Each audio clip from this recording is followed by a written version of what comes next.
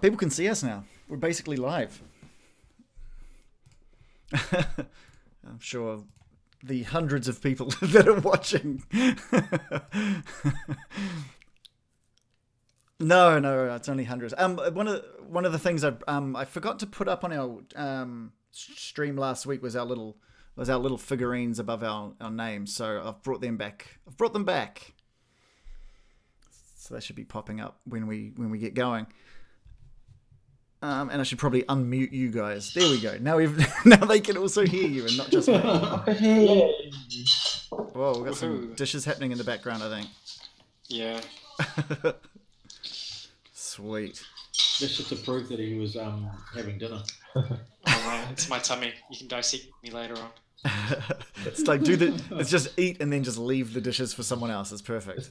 It's a dishes soundboard app, right? yeah. Awesome. Wow. Shall we kick in? Yeah, we're a little bit late, so let's just jump in. All right. So, last time on Dungeons and Dragons, on Getting Dicey, it was a relatively, it was kind of eventful but uneventful. Yeah, it was. We didn't have a lot of major things like story points moved forward, but we did have. Actually, no, that's not true. We did. There just wasn't a lot of combat. No. So what basically happened was the Duke and his cadre of fire giants led the party down to the Vernondod, where they managed to secure the release of Bruni, who has rejoined the party, and while they are down there, a group of a party of drow made themselves known and handed over an iron flask which seemed to emanate heat. And it was later revealed that the iron flask held Margera the Dawn Titan, who is a fire primordial. Margera was placed in the forge, and it was lit up, causing the entire area to heat up dramatically, and rending. I think it was Igneous. There's definitely at least one person. Oh, Bruni unconscious. Yeah, Bruni was gone. Pseudo dragon unconscious, and I think Igneous, you managed to escape it just by realizing that walking down into the pit would have been incredibly hot, and you would have passed out from exhaustion. That's right. Then after that, the party kind of spoke with Duke Zolto, who offered them accommodations, and on their way to their accommodations, they came across a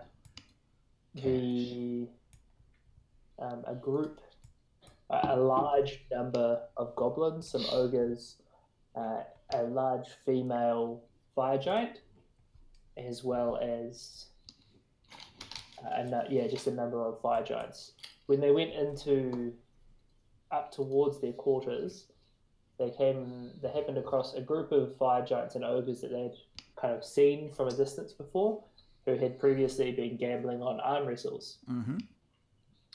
Finn, do you want to run through what happened when you arm wrestled the fire giant? Well, Finn had previously downed a potion of fire giant strength because he thought he was going to have to take on the Duke to the death. But it turns out he didn't have to, and he didn't want it to go to waste. So he basically laid down a challenge with the two, one of the two fire giants, jumped up on the table and basically challenged one to an arm wrestle, and used the remaining potion strength to basically embarrass the guy in front of all of his friends and some cave troll guys, ogres. So yeah, it was great. And one ousted a lot of money. That's right. Win some money. Yeah, I got some. Money. Yeah.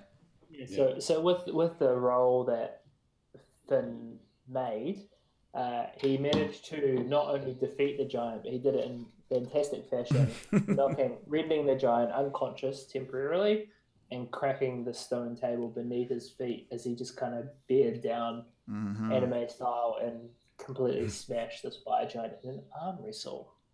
Beautiful. It was a thing of beauty. After that, everybody decided it was time for a well-earned rest. So everybody finally got a long rest after many battles and things happening. The party managed to heal up. There was then a little bit of sneaking around, a distraction, and Wolf kind of ran out and distracted a bunch of people while I believe it was Finn and Oust managed to sneak inside one of the chambers and empty a chest, which was only able to be opened with the key that was obtained. Sorry, actually, there's a lie. It was opened by It was Finn. yeah. It was because Igneous had the key, and we had this amazing idea to distract the giant that was outside our room. And we managed to distract it, and Igneous ran off because he was part of the distraction.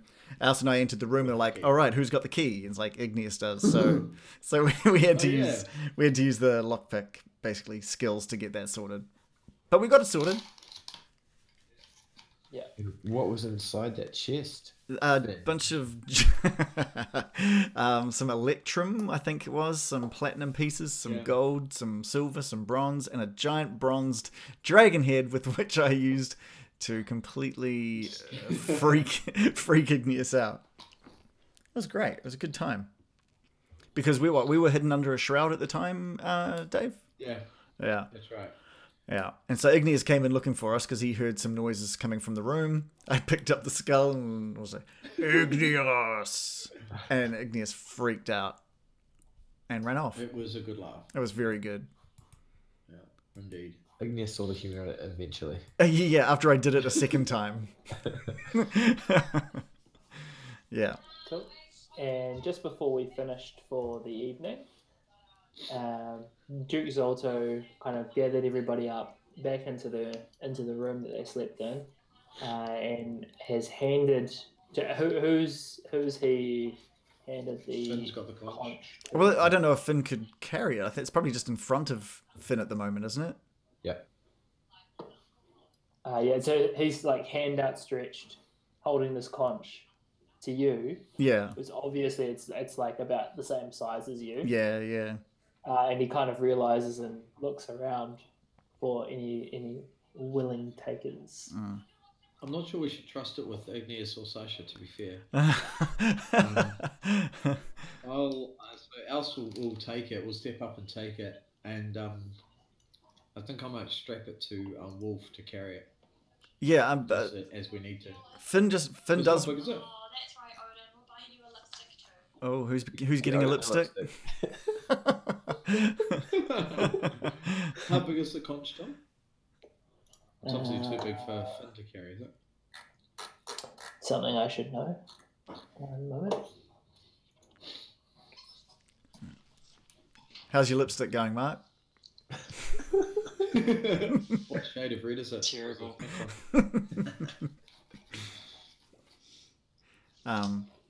Basically. Oh, sorry, Karen. It's a good 1.5 feet long. So Oh, okay. So maybe. like, you would maybe be able to drag it behind you. It'd be very difficult. Yeah. To wield it. Yeah. Finn does want to just ask the Duke, like, why hasn't he blown it yet? Why hasn't he? What? I've been to Maelstrom many times. Why would I blow it now? But All right. I don't understand the question. And you, knowing the giant's lore, you know that each leader of each giant kind is provided this conch, so that they can travel to Maelstrom, to the storm, to the giant royalty at time of need. And then we cut back, and the Duke says, with the storm giants no longer being the ruling class, I see no need for it. Right. And I know not where Hecaton is. defeating his daughter would only, well, it would prove nothing. I need Hecaton.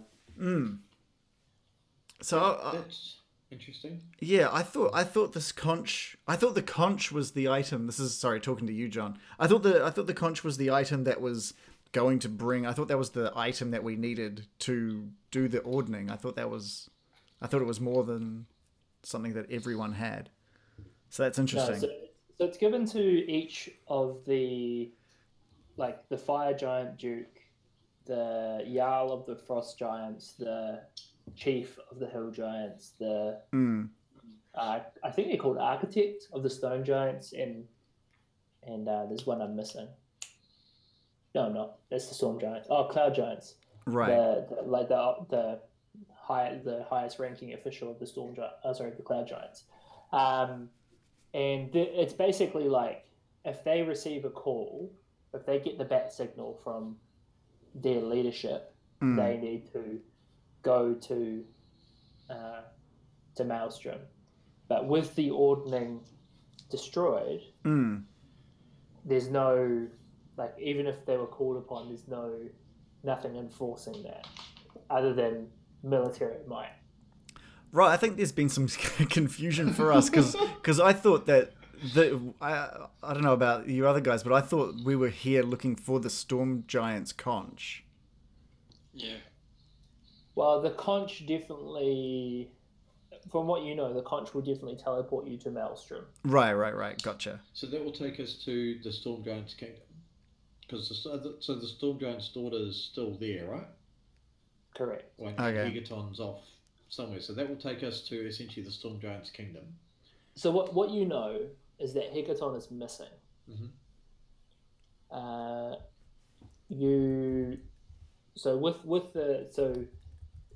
couple of quite bad things have happened all at the same time. The ordning has been shattered. Hecaton is missing, possibly with foul play suspected. You know that from your previous interactions. He's named his youngest daughter to sit on the throne in his stead, which, you know, presumably his elder daughters would not be particularly happy about that. As far as like interactions and what you know right now, that's pretty much it when it comes to the politics of the Giants.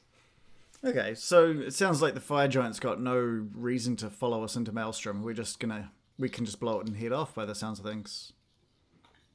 Team? Yeah, I guess so.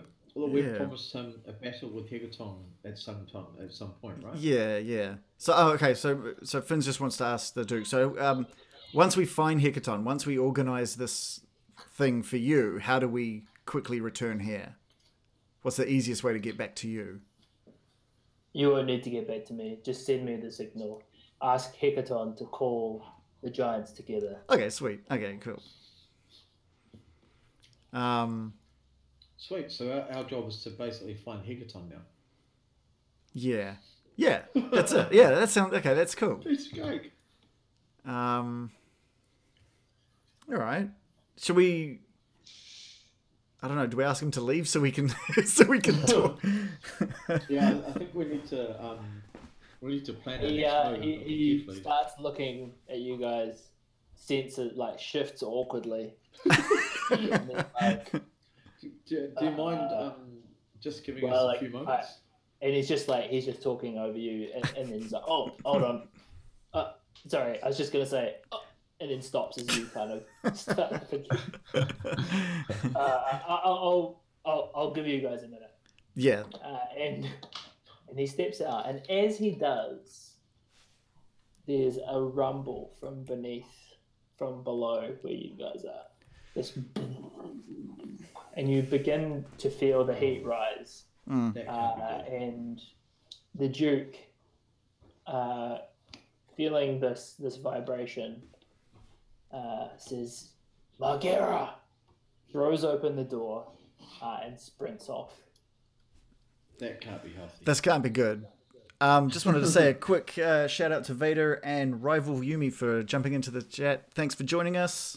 Feel free to just let us know what you think as we go along. So yeah, so the issue here is, okay, so it's all well and good. We don't have to fight the guy or kill the guy or do anything of the like right now. But let's say we find Hecaton and we get him to call all of the giants to do the ordning. Guess who's going to show up with a giant flippin' titan? Mm. We need to kill We can't stop that. everyone. We can't here. stop that. Finn's just going to go, wait, what? What was that, Ignis? Yeah. Big news, shush. Not just now.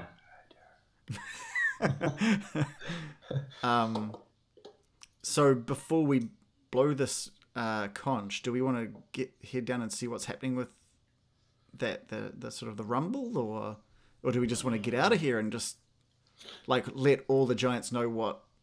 I think we need to get out of here as quickly as can, because we know that the Titan's still kind of 3/4 complete, right? Or not even 3/4 complete. Well, that's true. It's still got some building to go, but So it's still got some building to do. So the more time we give the Storm Giants a heads up, the more time we give them a chance to prepare and get everyone together, then we can find Hecaton and he can kind of get all the other giants to be there, ready for one epic battle, Igneous, of all giants versus fire giants and Titan. It will be awesome. before we go, do we just want to like coax a fire giant in here just so we can let Igneous get his get a kill? All of the fire giants and the ogres and stuff have gone with the Duke.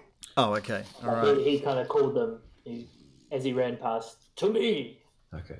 and they kind of Right. Besides the fact, I'm not sure we need Igneous battling a giant right now. I just know how hungry he is. So the situation is you hear this rumbling from beneath your feet.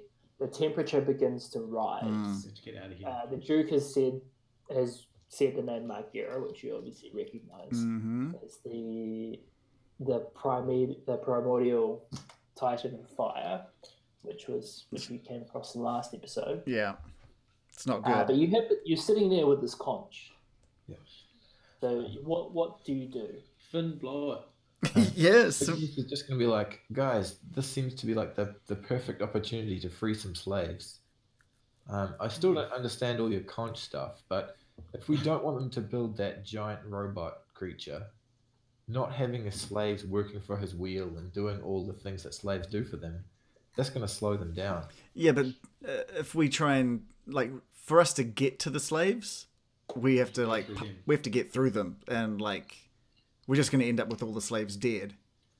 You're carrying an exit with you, from what I understand. That's So actually we can go to where the slaves are. Finn, Finn just like looks at Igneous like that's actually a really good idea. That's the clearest Like- thing I've heard from Igneous. Like Finn is surprised to hear something like that come from Igneous. Like he has thought this through. He's just going to tuck some of the entrails in his bag. In a little bit. I think that's a good idea. Does that conch just teleport us, or do we have to walk through a portal? What we can We do, know how it works. I guess you'll find out. I reckon Okay. we at least give this a try. So we're going to head back down to where the slaves are, so that wheel room. So we've got to We'll go have to back back downstairs, Yeah. unless there's an easier way around, which I don't think there is. But It's going to be incredibly hot. So can we go? Do we know of any other way around? just having a the top layer. nah. We can go the long way if we can be aided by your flying creatures from the top gantry onto those moving platforms. I don't have much control over them. That's the problem. But I do like this idea because that would slow down the giants so much. Agreed. Yeah. Instead of freeing the slaves, though, is it possible that we get near the head of the Storm Titan, blow the conch? If it teleports us, if we're holding on to it, will that take the head off the Storm Titan? Or can we move it so that it moves with us if we somehow give it a big push? I guess it comes down to what we're trying to do. Are we only trying to slow them down, or are we also trying to save some lives? Igneous wants to save lives. Yeah. Oh, yeah. I've yeah. kind of figured that out. The number of times he's tried to do it, I think that's Yeah. I failed pretty much each I've time. failed every time. So I think it would be fair to help Igneous save a few souls. Mm. Which probably make If him we- feel a bit better. If we stop the Dawn Titan from being made, though, that will save way more lives than. I don't think anything's going to stop it being made. If we steal their head, they're just going to make it. All right, can we make our way sort of down into that area with the where the arm wrestling was? Because we could see that as we passed it from the Good idea. things. So Yeah. let's go into that room. Yeah. Is Bruni coming with, or are we just telling him to look after the room? Bruni will come with. Oh god, Really that's cool. probably not much help, but okay. Yeah. Sorry, I'm just doing So, doing some organising. Igneous is just gonna have a bit of a swagger in his walk. Yeah, hell yeah. Feel smart. He's not used to that. Wow. so we can come out onto the gantry and just have a Yeah. bit of a gander. Both people. With a bow peepsy. Yeah. So out on the gantry, looking down, it is extremely hot. Mm. In fact, can everyone give me a con save? A what save? Sorry. Especially a Constitution. con save, Oh right. Yeah. especially where you were all standing. Oh. Yeah, that's right. Phew! Loves it. Oh man. Sasha, you might not want Nice. to come out so far. Yeah. You might not be feeling too good. Yeah, I'm just gonna back out of it. We've got people just saying that maybe we should just kill the Duke, but Rival's saying that killing's too easy, but he probably hasn't seen us fight. Or she. They haven't seen us fight. Yeah. So for Sasha and Igneous, take 17 damage. Man, that is hot down there. Super hot. Finn and Oust take half of that. So take 9. 9 damage. Just round it up. Okay. Always round it up. Whenever. Damn. All right. That's interesting. Not really. So the scene below you. What about Wolf? I'm just using his 9. I'm assuming that's the Yeah. same set. So the scene below you. Actually, I might just show you guys. Oh, this is always exciting. I'm gonna zoom out for this. I can. Sorry. Uno momento. Man, what a bust.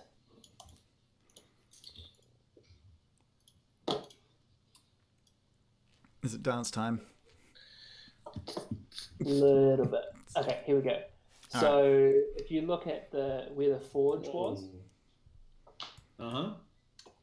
the scene beneath the gantry. So you guys are just kind of up here Oh dear.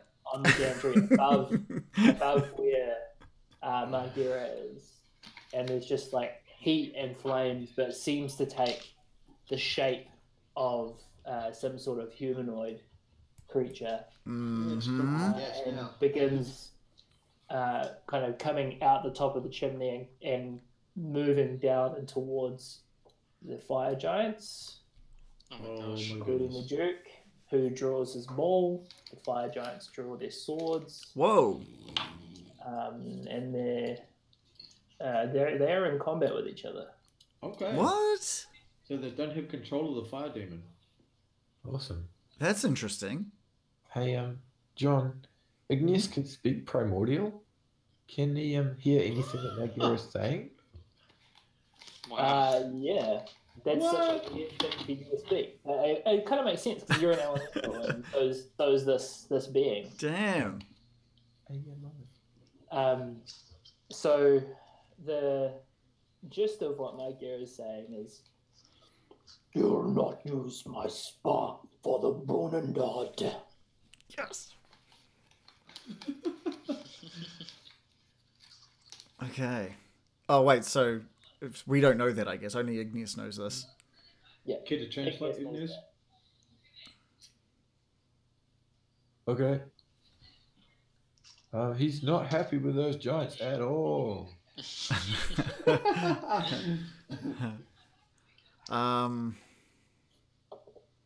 We can't go down there to fight. It's way too hot. No, kill us. Yeah. It's way too hot. We don't want to get anywhere near that. Yeah.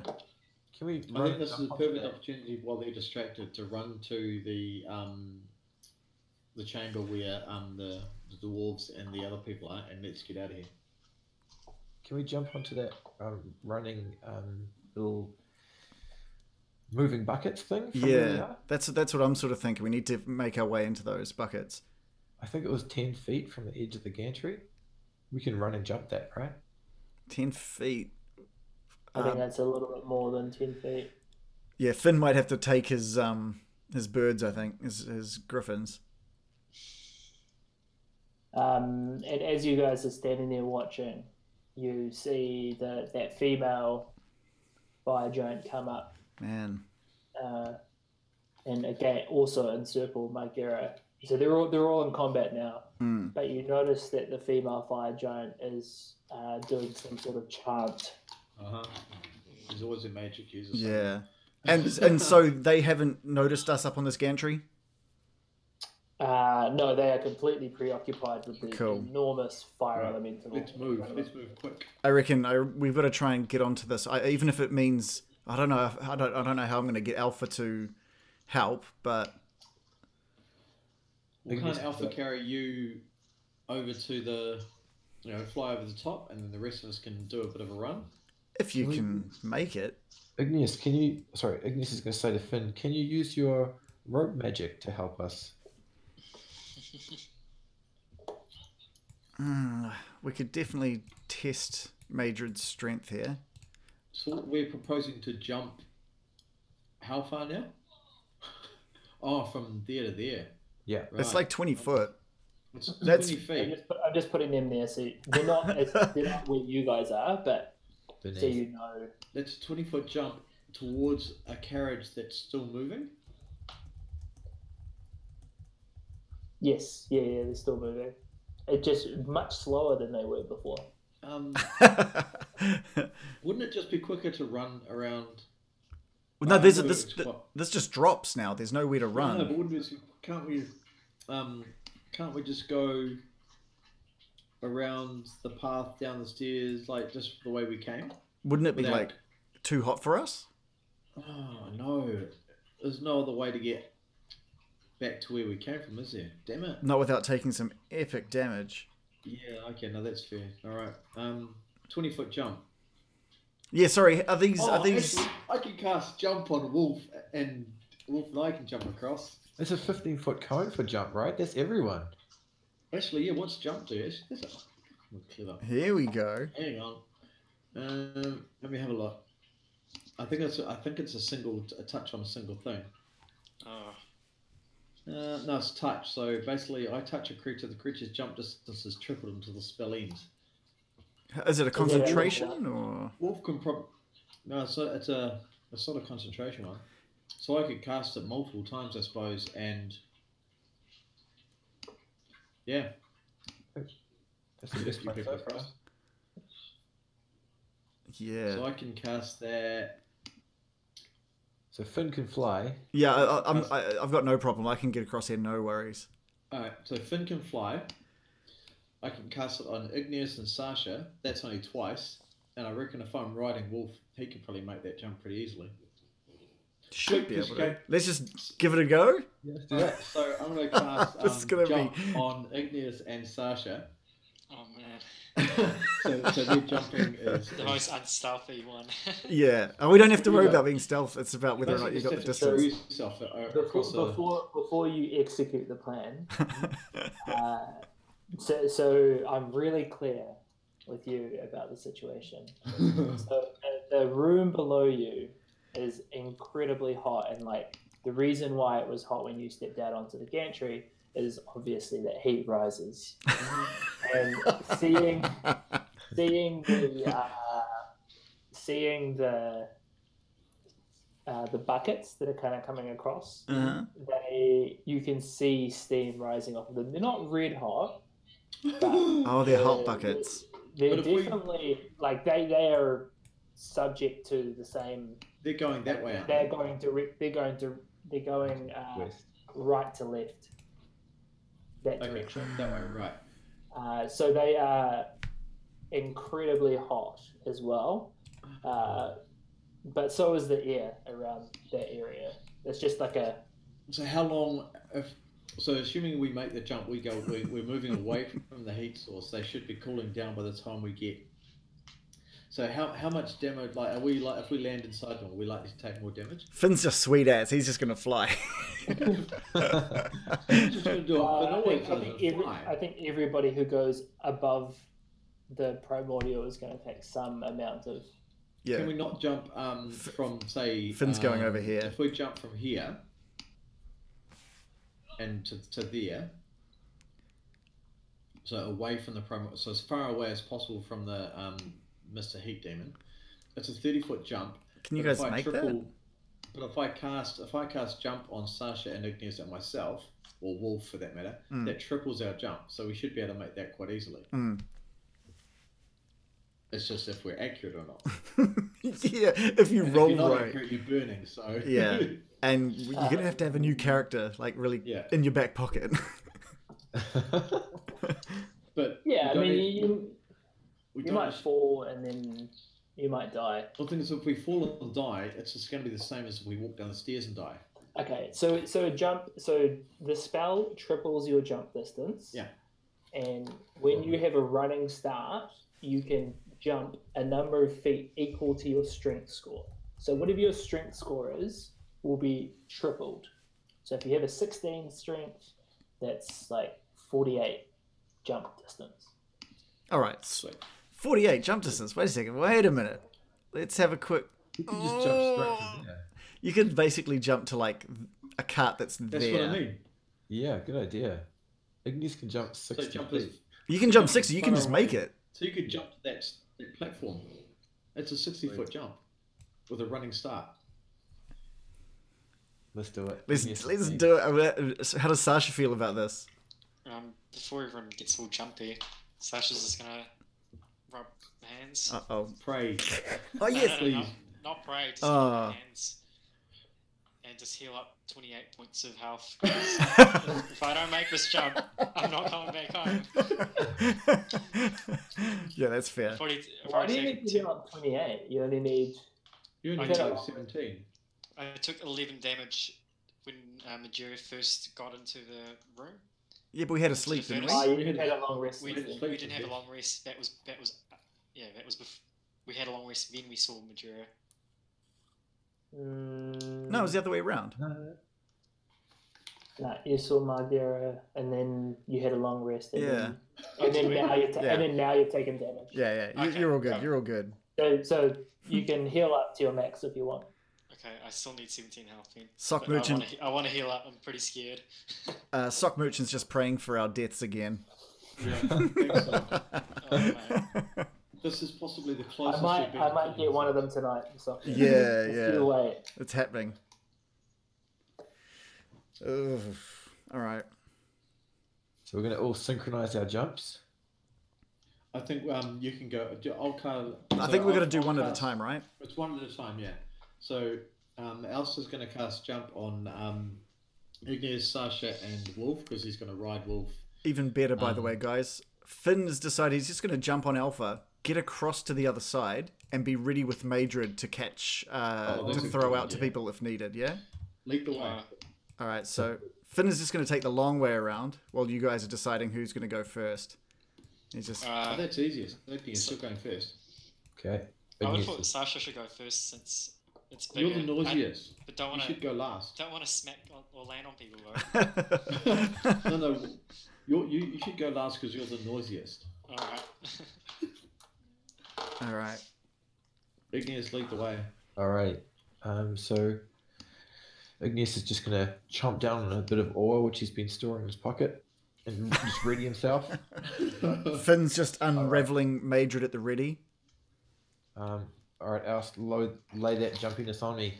Go for your life, son. It's been done. You got a minute. Oh, good.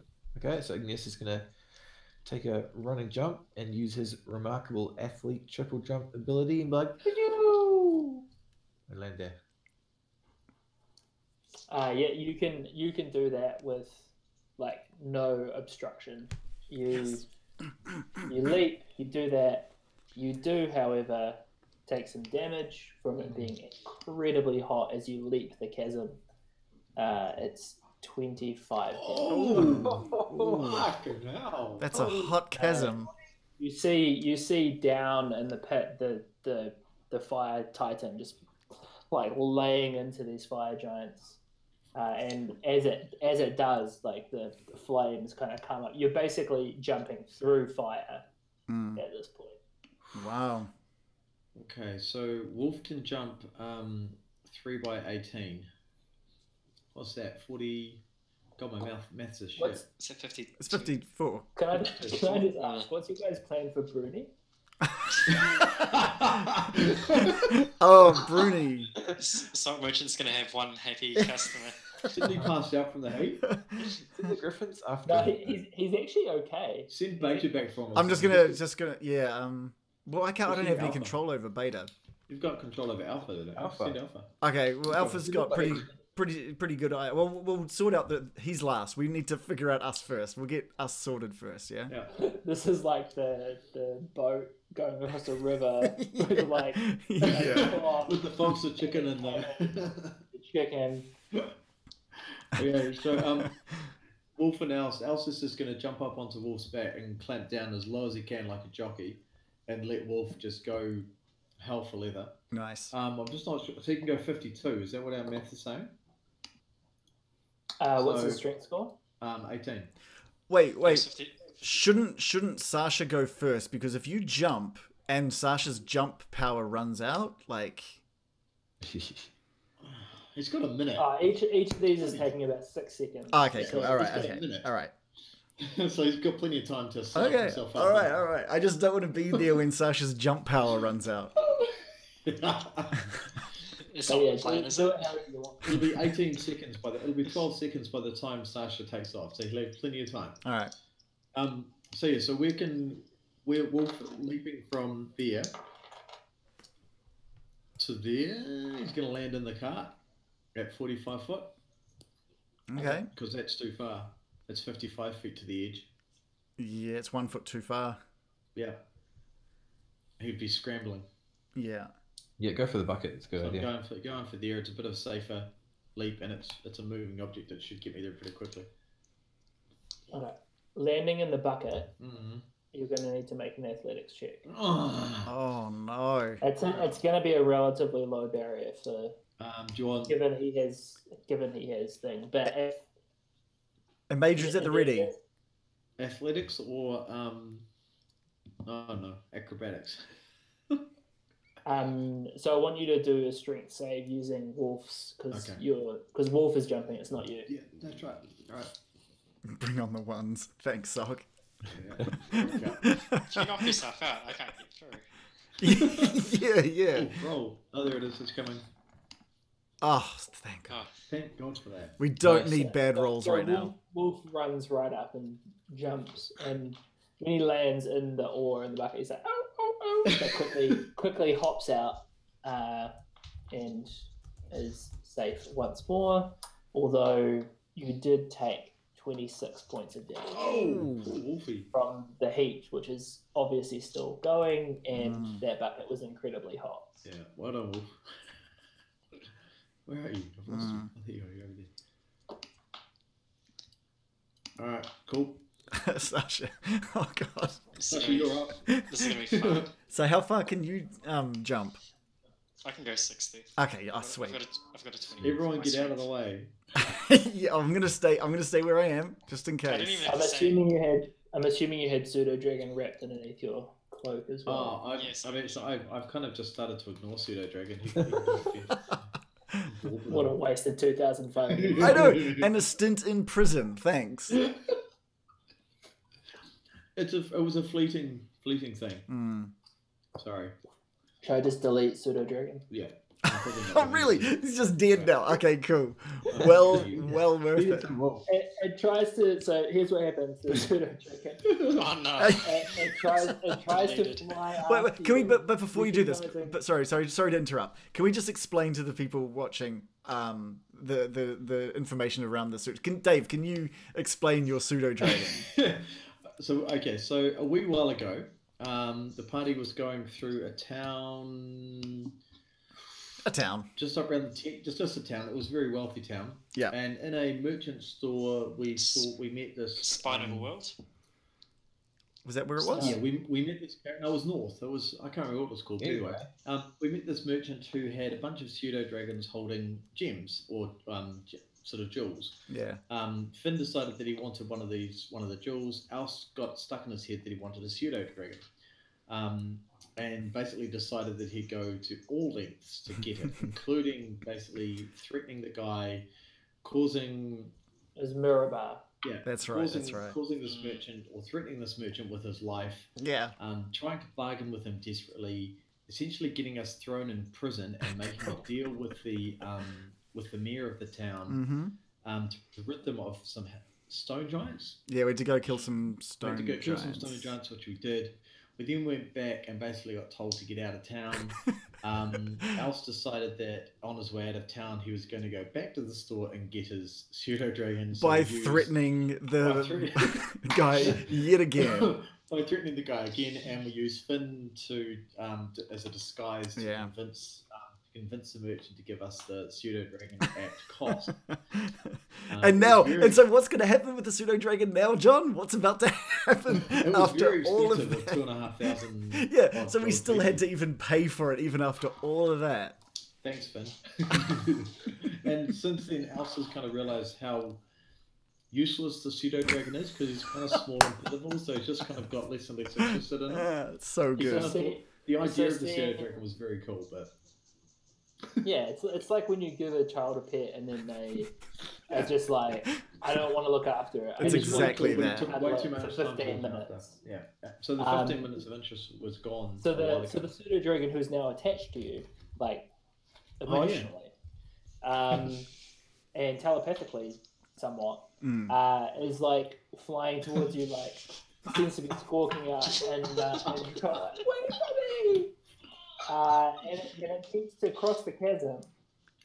And as it does, it looks at its right wing, and the webbing of which is just bursts aflame. No. And his left wing, he's still flapping it, and that's also aflame. And flapping it is only making things worse. Oh no! And he no longer has the ability to fly because he doesn't have enough lift being generated, and he's flapping and he's falling, and you swear you hear him just call out, "Ow!" as he falls and lands on the ground with a great thud, and dies. Looks like we lose some. We also have this wormling, this white dragon wormling. But yeah, what's happening? Particularly vulnerable to fire. Yeah. As previously established. What's that going to happen? So we'll see what happens there. Your But turn, Sasha, go ahead and jump if you want. Yeah, alright. Sasha's just going to get down on its knees and just do a quick prayer. Just saying, Grandpa, please grant me protection, as well as Marvin. And Sasha's just going to look over at Marvin to the left and just go, hold on to me. I'll take the heat for you. Oh, nice. champion. Beautiful. That's a beautiful moment. Yeah. Alright. So are you holding Marvin? Like, what are you doing? Marvin's going to have the claws just wrapped around the torso, but it won't be painful since it's all covered up in plate mail. So pretty much just holding very tightly. It's almost like a piggyback sort of situation. You're piggybacking him. Or he's piggybacking you. Marvin's on the back. Yeah. He's wearing Marvin like a backpack. Yeah, like a backpack. Okay, so you're wearing Marvin like a backpack. Correct. And you're attempting to shield him from the heat below. Is that Correct. He's okay? gonna fly. He's gonna Superman dive. We'll see. All I right. think with the additional weight, your jump is gonna be checked. It's not just gonna be an automatically assumed thing. Where are you trying to jump to? Sasha's just gonna try and go off the edge of the platform and land clear it completely. Blood for the blood god. So Oh, you're gonna try to jump the whole distance. Correct. Okay. Madrid. All right. Just before I jump. Give me an athletics check, but describe what's happening. Yeah. So just before Sasha jumps, Sasha's just gonna say, "Once we're halfway there, I want you to let go and try aim for the rope." And Sasha's just gonna just do a real quick sprint. So 10 steps sprint right off to the edge. And just, as strong as possible, just pounce. And just kind of Superman forward, almost, essentially, to try and get that extra reach. Okay. Go ahead and roll athletics. Alright.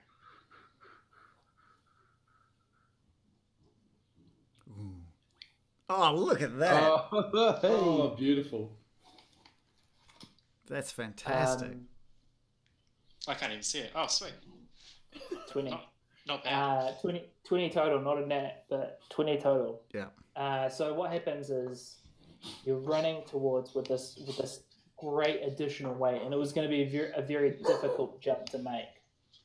And you leap off as strongly as your legs will let you, and you begin flying towards your comrades miraculously through the air. Oh. And when you get here, you realize that you don't have enough arc. You're not going to make it until you hear the beating of Marvin's wing. And you look left and you look right, and his wings are being singed as well. But he generates just enough lift for you both to crash on the edge of the thing. Man, this is a Toy Story all over again. And you each take. Actually, Marvin is knocked unconscious from the feet. Wow. But you take 20 damage. Ouch. He's more vulnerable to fire than you are, Mm. so he's currently unconscious. And it's just a solitary Bruni. Did Bruni notice that we were using Oust's like power to make the jump, or is he just sitting there drunk out of his brain thinking that he can do it? I guess that's the. What he thought when Oust was going around like touching everyone and kind of saying a kind word over them was like, it's weird that he was excluded. It's weird that he got left out from that process. But he sees that you guys have made that jump, and he thinks to himself, maybe it's not that far. Maybe I can make this. Mm. Is anyone going to interject before this happens? We'll see what happens. And you see him like back up a little bit, and then just bolt for it, just really running for it, and he's running for the absolute corner of this. All right. And he just lets rip. Okay, Finn's gonna just quickly call out Madrid, to basically zip out and grab Bruni. Okay.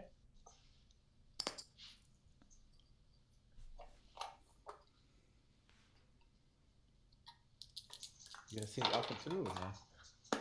What's that? You gonna send Alpha as well? Nah. It's only a Bruni. It's only Bruni. Okay. It's quite bad. So he rolled a nat 1. Oh, that's not good. And you see him run for the ledge, and you see him with all his might push down on his foot and just attempt to push off. But as he does, he's not pushing on anything. There's just air beneath him, and he slips. And Madrid shoots out very, very quickly, but he also rolled horribly on the percentage dice. Because he had to at least get to this point. Minimum. Really probably to about there. And what I'm going to say is he slips, he knocks his head on the gantry that he was trying to jump off of, which is 3 damage. He's also going to take his 5 damage. Uh-oh. Oh, God. 16. Drunk people usually take less damage in accidents anyway, so just, you know. He's going to get character reset soon. So he takes 22 damage. Oh, that must And put him out. he's not a very sturdy. He's not sturdy folk. As he slips and renders himself unconscious on the gantry, Madrid attaches itself to his ankle, and with the intense heat coming up, you just see his backpack burst into flames. He's clearly been carrying some sort of flammable liquid. Should be the fire brandy. Yeah. And the fire just engulfs him. Oh, no. And it begins making its way towards Madrid as well. Bruni or Madrid? Oh, Bruni or Madrid? Tough choice. Isn't Madrid kind of important to you, Finn? Madrid's super important to me. Bruni's not really. Oh my god.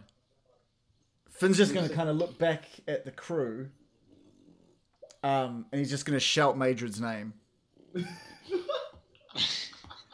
For Madrid. Like to return her.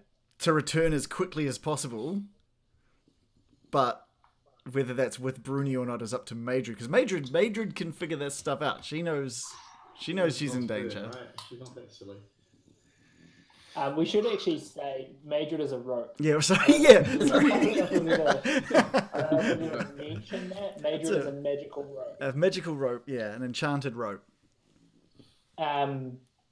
So Madrid sees feel that bad. Bruni is too far gone. Bruni is Cindy. Oh no. And she, he doesn't have. He took more than double his max damage. Oh shit! Okay. So he was just post. So no death rolls in? No death rolls. No death rolls when you take double your That's disappointing. double your hit points in one hit. Then you just die. Wow. Yeah. Okay. Okay. So the wild one, Oh man. he is no more. Bruni, the legend. Oh, that's a shame. Ugh. But better than losing Madrid, to be fair. Yeah, I didn't want to lose Madrid. So he's Madrid does take 9 damage on the way back. That's okay. That's all right. So Bruni's body has just fallen down into the lower levels. Bruni's body turns to ash. Oh as he's shit! falling. Just good. it was incredibly hot, and he was already being burned. And you saw his backpack catch on fire. The liquids in his backpack just kind of explode, sending shards of glass and just like a ceremonial Viking pyre, but in midair. Oh man! As he had previously knocked himself unconscious. Yeah. See, Sock, you should be happy with that. That's 2 deaths. In That's like 2 the space deaths of for about a you. minute. Yeah. Man. Okay. Igneous didn't see what happened from where he was, and he's just going to walk over to Finn and be like, "Where's Bruni?" I don't want to have to explain. I don't want to have to be like, All right, so there's this thing called death. I don't have to be like, I don't Max know. is just going to step up to Ignis and sort of grab him You know across the your shoulder and kids say, when they're little. You know Yeah, your grandparents. yeah. He's gone to live on the farm. he's in a better place. Finn's not going to replace because Finn's actually pretty like upset about this. He's had some good times with Bruni, even though he was, he took a headbutt to the face for Bruni. Oh. So Finn's not looking good. Finn's not responding to Igneous at all. Igneous is going to look over to the previous gangway and not see Bruni there. And he's going to look at the heat. He's going to be like, oh. All right. And Finn's just going to kind of tuck Major up on his belt and just kind of just make his way past everyone because he wants to get on with. Hopefully, we can save at least some of these slaves. We don't want Bruni's death to be in vain, basically. Yeah. It's a good time just to thank Radical Edward for giving us a follow before. Thank you very much. Feel free to join us this time every week. And hopefully next week no deaths. Just this time. Cheers. What is the situation with the wormling, Sasha? How much health points does Marvin have? Because I have no clue. He has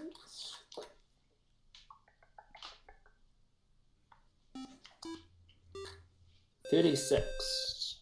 36. Alright. Yeah, Sasha's just gonna go. Sorry, I like 32. 32. Oh, 32. Okay. Sasha's just gonna rub its hands together and go, alright, let's do this again. And just, lay hands right over Wormling to say, come back. You're still required. Nice. If there's so as the warm life essence kind of flows from you into the wormling, it kind of breathes and coughs. Are you healing it to max or just enough to? I've only got 40 for my lay on hands, so I've got 23 that I can allow for Marvin. Okay. So Marvin goes to 23 HP. Yep.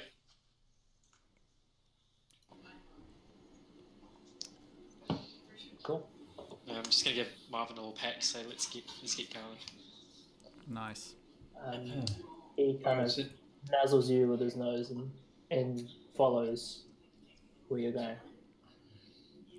Okay. It's a battle of no jokes. all this emotional stuff is great, guys, but we've got some slaves to rescue. Let's do it. Yeah. Let's get on with it. Where's Igneous at the moment? Igneous is going to see the slaves just at the north of the room and he's just going to start bolting forward and be like, freedom is coming! Finn's just going to shh, we got to keep quiet. We got to do this quietly. Yeah. As soon as he's going to sort of explain to Igneous, the moment that we're spotted or that anything looks dangerous, we're out of here. We blow the conch, we're gone. Okay, so quiet, keep it down. What are your guys' passive perceptions again? 15? 16. 10. 11. Okay, so the 15 and the 16. Yeah. You notice as you leave the main chamber, like as you are leaving that kind of walkway, the heat and the Titan begins to die down somewhat. Oh.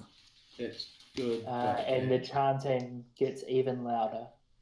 Oh man. We need to move fast. They're controlling this thing. They're getting it under control. We don't need to get into a fight with these people right now. Finn could totally nail the female chanting one between the eyes with an arrow. You go do that because you can escape pretty quickly, right? I can get back into shadows. You can get back. You can hide. You can escape. You can stay away from the heat. You go distract the Chantress to give the fire thing a chance, while the rest of us will rescue as many of the people as we can. I've got the conch with Wolf. Mm. Meet us as soon as you're done. You know where we'll be. You've got 5 minutes. You guys better wait for me. We'll wait for you, but you better be there because as soon as the heat gets too high, we're getting out of here. Who has the conch? Wolf and Elsa have got the conch. Yeah. Oh, Okay. I'm trying to remember the layout of the place, but I think that should be doable. We'll wait for you in that little chamber off the spindle room because that was where the slaves have been held. We'll gather there. If you don't get spotted, make your way back to me after freeing the slaves, so we can meet at least halfway if it's possible. If you free them and I'm not there, start heading back. They're coming with us. Yeah. Head back with them all. Yeah. All right. Yeah. Sweet.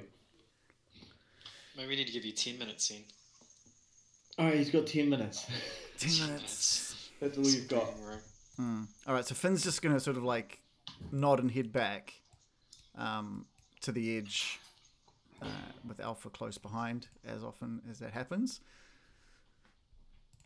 And then Beta, being the idiot son, stepchild, comes along as well. Do you guys want to do some of your stuff? Oh, actually, can I just take a look and see what I see in regards to the fight that's going on?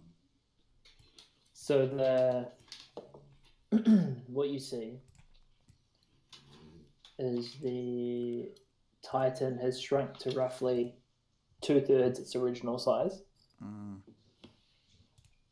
And you see the female fire giant kind of chanting over it, and it appears to be kind of becoming more and more subdued.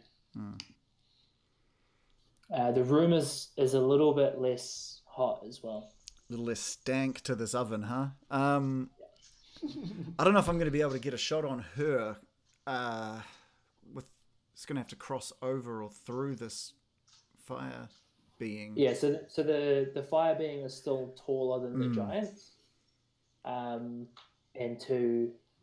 from what you can see, it would be very hard to get an arrow past this fire elemental and hit her without it going through the fire elemental. Elementals are elementals. Can't we just go through it? Maybe. But I mean, it's fire and I'm shooting arrows. They're just going to burn up. True. Okay. All right. Okay.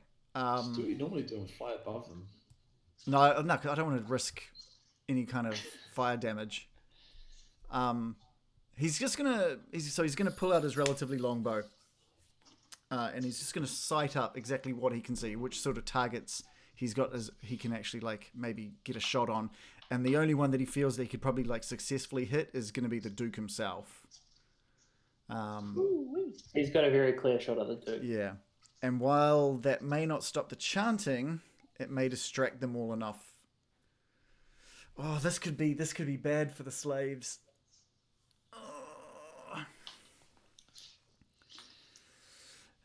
Trick shot time. I like the idea of that, Shell. Is there? I wonder if I could bounce this off something to. Can you like curve bullets as you fire them or something? You know, like the old typical. Yeah, what's that? The movie. This is Equilibrium. Something like that. Yeah. I wonder if I can bounce. I wonder if I can bounce it off this thing and into her. Bing. That would be so sick if you did that. Let's just give it a try. He knows he hasn't been spotted, so he's just going to take a shot at it. He's going to kind of like eye up the maths of it. He's going to see the curve of the arm, of the bronzed arm, or gold. Is it gold? Is it bronze? What is that? It's like bronze. Yeah. And just a question. Given you're helping the fire elemental thing. Yeah. Does the fire elemental thing act as one of your party? Only if we maybe get into a battle, Well, maybe. Technically speaking, you're entering the battle, right? Yeah, I guess. I'm kind of asking John from a DM perspective. We'll cross that bridge when we come to it. Alright. Anyway, so he's gonna eye up the curve of this bronze arm, and he's gonna kind of like do the math in his head, and he's like, if I can do this and bounce it and ricochet, it should at least hit this thing somewhere. And he eyes it up and he lets go. Okay. Roll to hit. You still get advantage for the first one. Oh yeah, because I am stealth. So You're hidden. well, actually, let's I just want to take a look. Because let's have a look. Just having a look here. All right, so I've got advantage on attack rolls against any creature that hasn't taken a turn in combat yet. So this is It's definitely taken a turn. Ah, okay. Because they're already in combat. You're entering late. Right, I see what you're saying. What's the name of the attack though? Oh, this is just assassinate. That's the perk. I think like the spirit of that is that that you're getting the drop on them. Yeah. So while strictly speaking they have had a turn in combat, I'm just going to allow it on this occasion. And any hit that I score that is surprised, it's a critical hit. So if this does ricochet and do what it needs to do, let's just roll. I'm going to say with this, she has. Oh Jesus! She has 3/4 cover. As what I was saying. Okay. Yeah. And so that is an insufficient roll. So you. That has to be your worst roll with that bow. But that is, yeah. So you line up this shot, and you're looking at it, and you're like just doing a beautiful mind, like all these calculations. You're thinking back to your training, your marksman training, your assassin's training, just kind of like working out thinking, okay, what would Pythagoras do? Lining things up, and you loose the arrow, and you realize you've just cocked it all up, and it just hits the. It didn't carry the one. Before you give me the thing, so it clangs. He's just gonna use the power of luck. Yes. To see exactly where that is going to go. So Finn gets 3 luck points. He's a rogue assassin, so he has got the luck. Okay, so your advantage is gone now because those are both your rolls. It's the first roll. Yeah, true. That's okay, so you can pick out of 10, 9, or 16. Well, I'm going to pick 16, but I have a feeling that's probably not going to be good enough. Do you want to do anything else? I'm not going to use another luck point on this one. Okay, it clangs against the wrist of the iron hand. It was hitting the finger previously, but you're in like undescribable luck. Just kind of curves the arrow just a little bit. Nice. Not quite enough for it to reach, and you think, oh man. Okay. Do you guys want to do something with these slaves before I take a second shot? All right, Igneous, I think you're the one corralling the slaves. So corral the slaves. Sasha and I are just basically going to continue to head round towards that wheel room. Yep. So we've got to carry on running. We need to jump across. You can take this gantry right around. So we need to jump onto that gantry and then run around. You don't have to. Watch this. I'll just around the top to get onto the gantry. Yeah. Oh, we'll walk around there. All right, fine. Well, you still got jump, so you can jump if you want to. Yeah. No, I'm just gonna walk. Cool. We're running. Cool. Yeah, we've gone that way. All right. Just jumped it. Is that nice? Feeling real lucky about the last jump. It's a cinch. All right. It's taken some time, but Igneous has finally realised he's not the smartest member in the party. So he's just going to try and heed a little bit of Finn's advice and go up to the doors and be like, "We're going to get out of here." And are they chained up, John? They are not chained up. Sweet. But they are shaking. They are afraid. They've obviously heard and felt the tremors. Sure. And they look to you and they say, "But if we leave, they'll get us." I am Igneous the Mighty. I have freed so many of your brethren. Admittedly, many have died. You all will live. Follow me. Give me a persuasion roll. I'm going to say with that kind of stunning speech as well, you can have advantage. Yeah, nice. That's inspiration. It really is. Just telling them that so many have which died. didn't end I up like mattering. it. They're like, yeah, Ignis, the mighty. And they're like, where's Brony? Well, who knows about Brady? Well, they're all dwarves, so Yeah, of course they know about Brady. Yeah. They did ask that. yeah. He's just gonna just look down solemnly and be like, "He was too slow. You're gonna have to move fast." And don't forget to eat your greens. They get, and he's just gonna start boosting. They run like as fast as their tiny little legs can carry. Oh, All right. As this is happening, Finn is thinks he's got it. He saw where he went wrong. He understands that he needs to hit square. It's gonna have to be a perfect shot. From where he is, he thinks maybe the little finger was not right, the wrist not quite, but maybe somewhere around here on the palm of this arm will do the shot. And he takes a big breath and he lines it all up.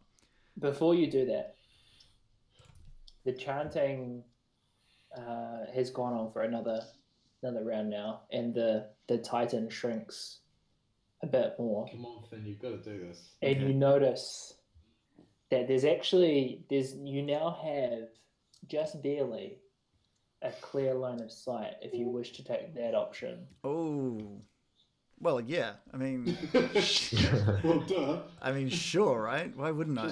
Trick shots are great, but if I've got a clear line of sight, So Finn, as he's been eyeing up this thing, up this arm, he kind of just like notices the chanting, and he sort of looks down and notices that it's cooled a bit more as well. And he looks over and sees that there is that direct line of sight, and he slowly moves his bow. How much? What can he see of this Duchess? You can see her kind of armor and this kind of massive, I don't know what to call it, but like a halo, I guess, Okay. of thorns and iron. Oh wow. She also wields a maul, but it's currently kind of like placed down on its end Okay. in front of her as she's chanting. Right. And she's wearing this plate mail iron skirt. Very metal. Yeah. Very, very metal. So Finn just kind of like eyes up sort of any kind of weakness around the kind of the neck area, and lets loose with another arrow. Okay.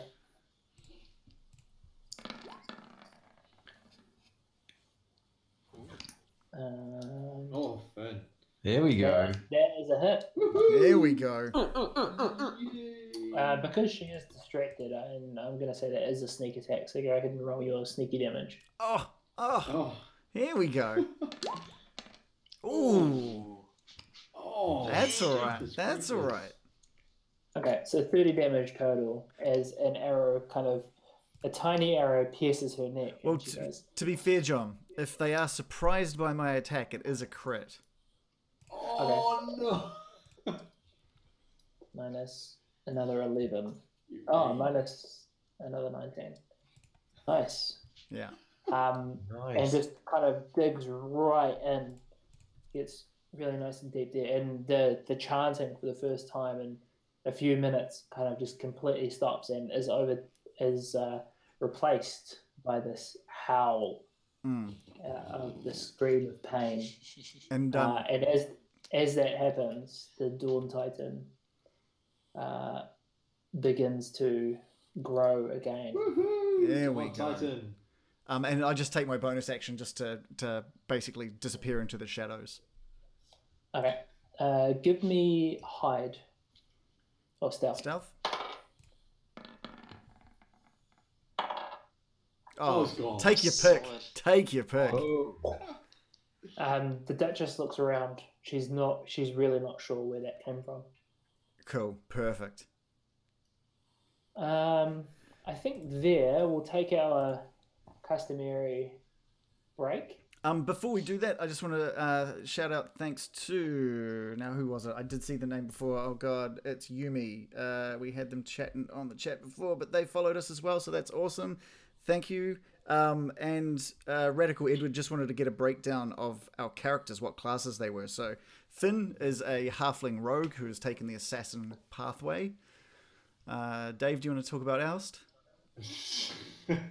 Oust is a elven ranger with his pet dog / wolf, and this is Obi.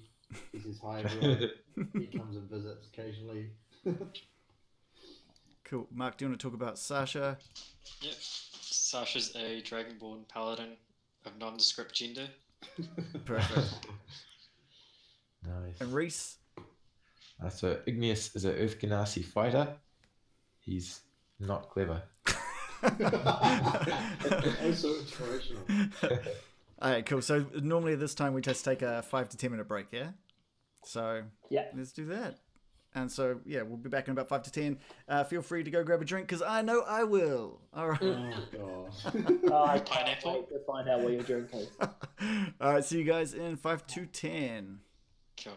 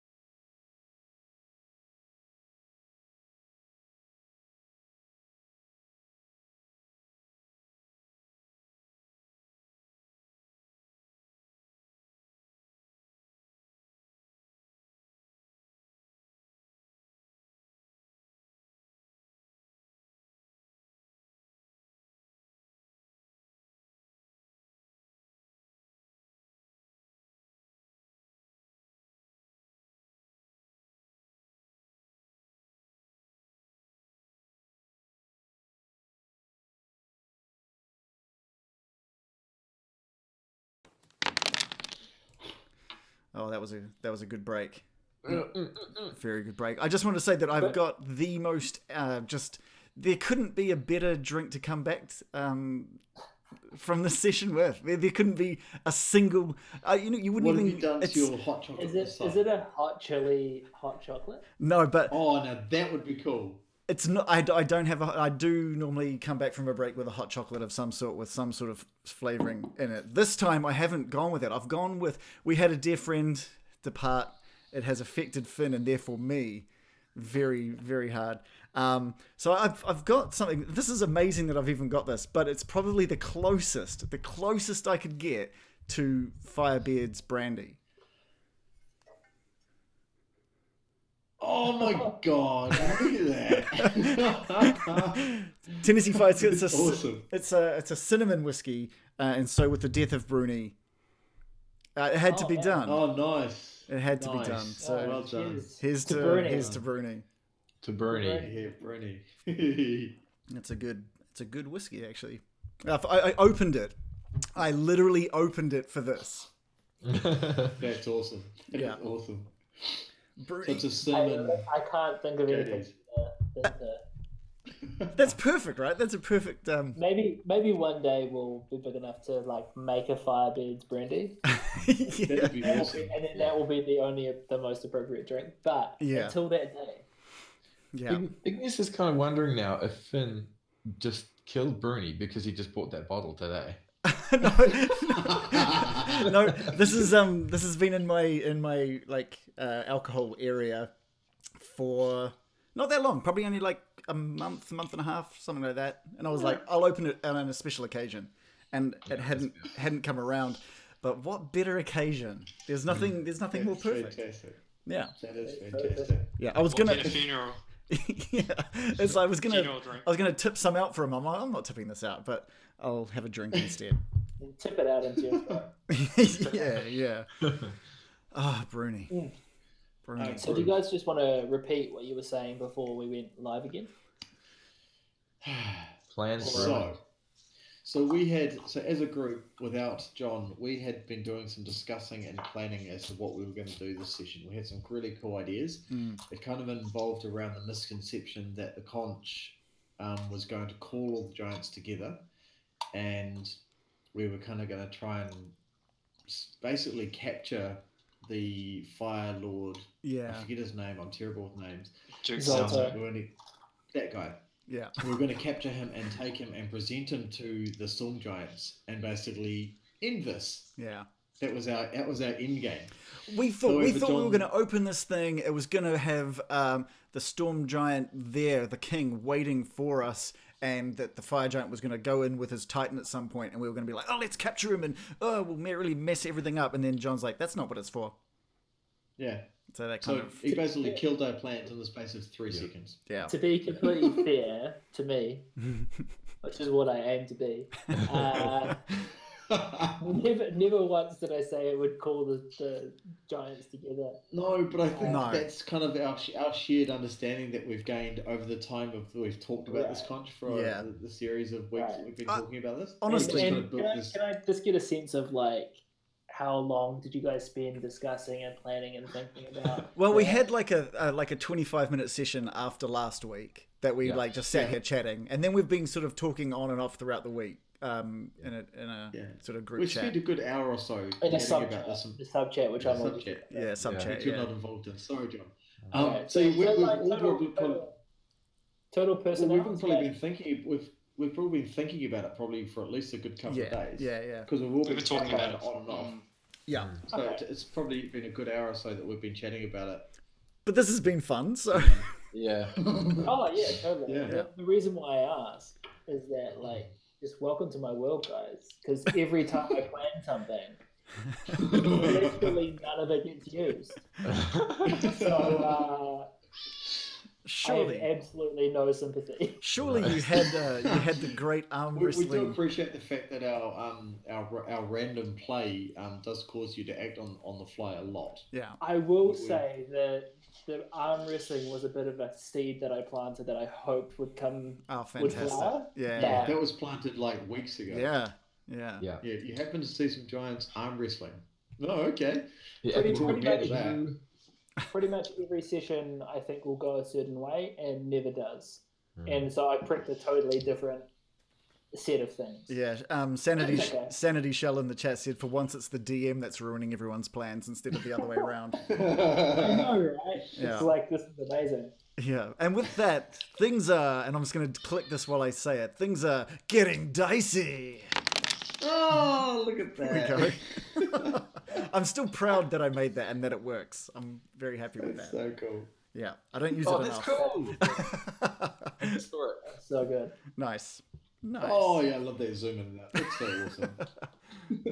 Okay. But we've got Awesome. That's Okay. very cool.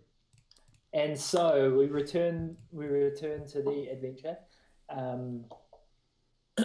And so the Duchess has just been hit in the neck yes. with an arrow from the relatively long bow. Oh, 4 of the shield dwarves have been kind of co-opted into following Igneous, who's turned out to be quite the inspirational leader. Yeah. Sasha, what are you doing? I'm just following Aston Wolf. yeah, Okay. we're running for our lives towards the wheel room. Let's do it. Okay. I'm going to say you guys are going Hoping to that get the about a dwarves- third of the way around the gantry, so it's where you are now, basically. Cool. Cool. But then we're going to swap back to Finn. All right. Finn. Show us what you can do. What's happening? What can Finn see? So the chanting hasn't restarted yet, but what is pretty much immediately as soon as you hit the Duchess with that arrow, the Dawn Titan kind of grew once more. Yeah. I think Finn's just happy to watch and just see what happens. I think he wants to, because he's lost his line of sight again, has he? Yes. He has. Yeah. How is this thing looking? Are they damaging it, or are they attacking it? Are they doing any sort of damage to it? Is he looking okay? Like, can a fire demon thing look bad? Like, I don't know. Give me. Just trying to decide if this is insider or perception. Give me a perception check. Okay. Oh, did I roll it twice? Yeah, I did. Ignore the second one. Ignore the first one. Everything was good except your first roll. Yeah. But my passive perception's 15. Okay. So looking at the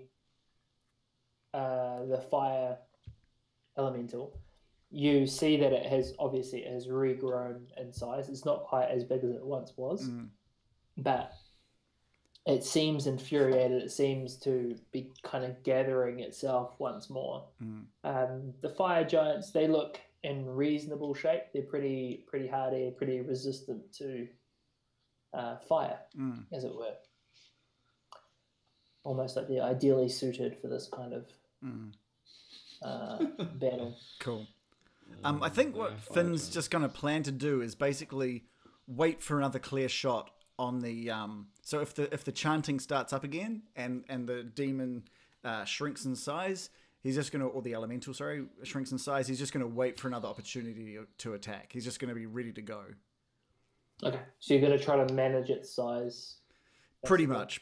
He's still trying to figure out how much longer he's going to do this for, before sort of retreating, and whether or not can he hear the chanting? Has it begun up again, or it hasn't at this point? Cool. But just as you kind of train your bow again, you hear the Duchess kind of like gather herself and begin chanting once more. Okay. As she does, one of the fire giants, seeing where the arrow obviously hit from, sends a look in your direction, but is unsuccessful in spotting you, but steps in front of the Duchess, as is his charge. Now you've got problems. And we'll go back to the other crew. What do you Run, guys little think? people, run! You're just running? Yep, Yeah. just boosting it. We're running as fast as we can without being noticed. Right. You guys get To- about halfway down the gantry. Yeah. Yes, it's just going to feel fantastic. Feels He's like loving he's it. actually trying to save, and he thinks he's going to be successful at this point. Okay. Finn, coming back to you. Sure. As the chant has started once more, the Ooh. thing shrinks again. This. Sorry, excuse me. That sneeze was brought to you by Jack Daniel's Tennessee Fire. Tennessee Fire from a bottle still near you. Really does a great impression of Firebird's branding. Yeah. So it shrinks again this time, but this time it shrinks much more quickly. Oh shit. And you notice that the Duke has kind of joined. Oh, you sorry, bastard. Duke. In chanting. Guess he's going to get the next one. So with that, he's just going to train his bow, or train the arrow on the Duke. He's kind of like getting a profile shot of him, and he's thinking if he can just get in the neck area that he might stop some of this chanting, if he can do some damage to his neck. Clever. So again, it is. I suppose it's a surprise attack here. Yep. Well, he doesn't know where you are. Good. So Good. I did, Sock Merchant, I did check whether or not he knew where he was. Just so you know. Yeah. It was a roll, and it was a 2, and it didn't. Wasn't great. That's a terrible shot. So if you get Yeah, it's advantage really because he bad. doesn't know where you are. But we're gonna Or have is it to just a bit- use another luck shot, another luck point for this. Because I gotta get this. I gotta stop this chanting. Here we go. Oh, here we go. That's it. Okay, that's a hit. You can do your sneaky too. Oh ho ho! And if since it's a Auto critical. it is an auto crit for hitting. 9 double. So 2142 total then, I guess. Minus 42 damage. To the jugular. It's actually slightly less than that. Because it's only the dice that get doubled. Oh right. But that's all good. So it's It's some damage. It's 33 damage then. That should be more than that. Oh, Should be 38. Okay, cool. 40. 30, sorry, yeah, 30 damage. 38 damage. 30. Loads. plenty of damage. Lots of damage. Yeah. Okay. And so this arrow kind of sticks into the neck of the Duke, and he's like, Yeah. as he reaches and kind of snaps it. And I'm quickly going looks to... at it, looks at it in his hand and realizes it's the size of a little person. He knows who this little person is. Are you taking your... I'm definitely Well, going to... sorry, by little person, I mean smaller than a giant. Yeah, to giants, we're all little people. Yeah. So yes, I'm going to just roll my stealth to get back into the shadows. Yeah. Come on, Finn. Hey. He shoots a glance in your direction. But you, like, as he looks, you kind of press yourself up against the wall. Try to steady your breathing. And after a couple of moments, you get brave enough to peek around and realize that he hasn't spotted where you are. Okay, good. He rolled really well, but you rolled better. Okay, good. Good. And with that, is he gonna risk another one? He's gonna risk one more later. So Yeah, we're gonna alternate. yeah. Let's head back to the team. All right, so we're still sprinting to the wheel room. Come on, team, we're almost there. Okay, I'm gonna say you've got Yes, I feel you should one be looking. You more. should be. You get one more before you actually make it into the wheel room. Okay. One more turn. Igneous leading the charge. Before we flip back to Finn, the other Igneous and the other wolf are just gonna vanish from this material plane. Oh, right. Oh yeah. Where are they? Oh, did you already delete them? No, I haven't. They're at the bottom of that big area with the fire elemental. Oh, are they? Okay, cool. I couldn't see them. Oh yeah, I got them. Cool, thanks. Sweet. It's like it was a time paradox. Yeah. Okay, cool. And back to Finn. How's this progress? So progress is stalled. The fire elemental is the same size it was last time. The Duke has begun chanting again, but no more additional progress has been made on their part. I just need to take a quick look at something. I want to just take a look and see what Finn has on him in regards to maybe being able to stoke the fire of. Well, I don't know. What does Finn know about elementals? Does he know anything about elementals? You know, you have a friend who's an elemental. That's it. That's about it. Like, you don't have any. Like, as far as I know, you don't have anything in your past where you've kind of dealt with elementals. Right. We haven't talked a lot with Igneous either to get any idea. So Finn's just gonna tie one of the flasks of oil that he has to one of his arrows, and with this arrow, he's just going to launch it into the fire elemental in just the hopes of helping in some way. He doesn't know if this is going to help. He's got no idea. But he's just thinking, he's just like, oil, fire, I've used this before to like burn people, so maybe this will go. Yeah, I love the idea. Peppermint massage oil.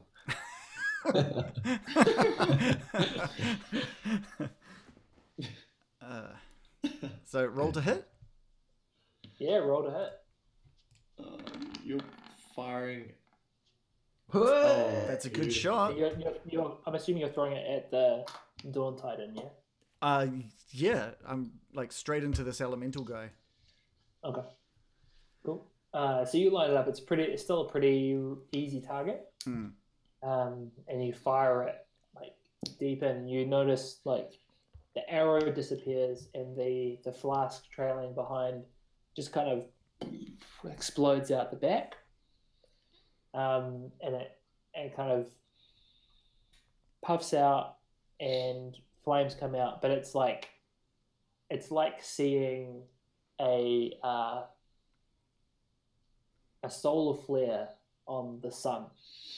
Awesome. Like it's like a tiny little like brief moment in time, which is like hugely important, I'm sure, for all of the temperature around it, but like just inconsequential in the scale that is the sun. I tried. Okay. It's a cool idea. Yeah. Back to the others. Yay, we're in the room. Let's go. Yeah, so you guys make it into the room. And the commoners, the dwarves, sorry, they show up in this like blood and guts and ogre entrails and Ignore that, please. dwarves, and they're like, ah! But the dwarves that are in the room already kind of come to them, like they're kind of gathering up and they're like, oh, thank God you're all right, and they're kind of like hugging each other and stuff. Igneous, do you want to lead the way to the cage? Igneous tries to be smart for a moment and fails, and he's like, yeah, let's go. Igneous. Follow him. Igneous is just going to boost down towards where he knows a bunch of slaves are. Yeah. How far do we get, John? Come on, you dwarves, keep moving. So you guys get to there when the fire giant steps in your way. No. You're gonna get your flight, Igneous. What are you guys doing here? Alright, Igneous is just going to stretch. He's going to unshield his sword and just throw it to the ground. He's going to get his shield, and he's going to throw it to the ground. Oh no. And he's just going to knock back his hands, and then he's going to put his hands into the back of his rucksack, which he has on the small of his back. He's just going to peel out a couple of pair of ogre entrails. And he's just going to be like, come at me, bro.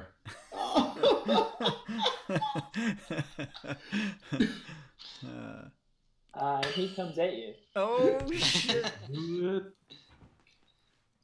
I just Okay, let's roll initiative. I just don't know what to do with you anytime sometimes. Do you want Finn to roll as well? Yeah, if you roll, and then we'll Okay. like just do your section. Yeah. With your turners. Cool. Oh, Nice roll. where's initiative gone? Oh, there it is.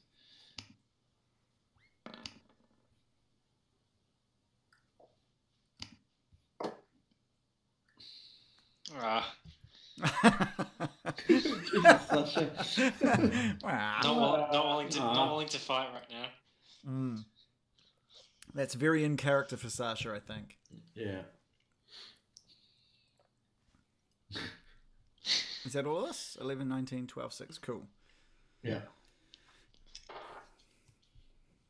Oh, and the fire giant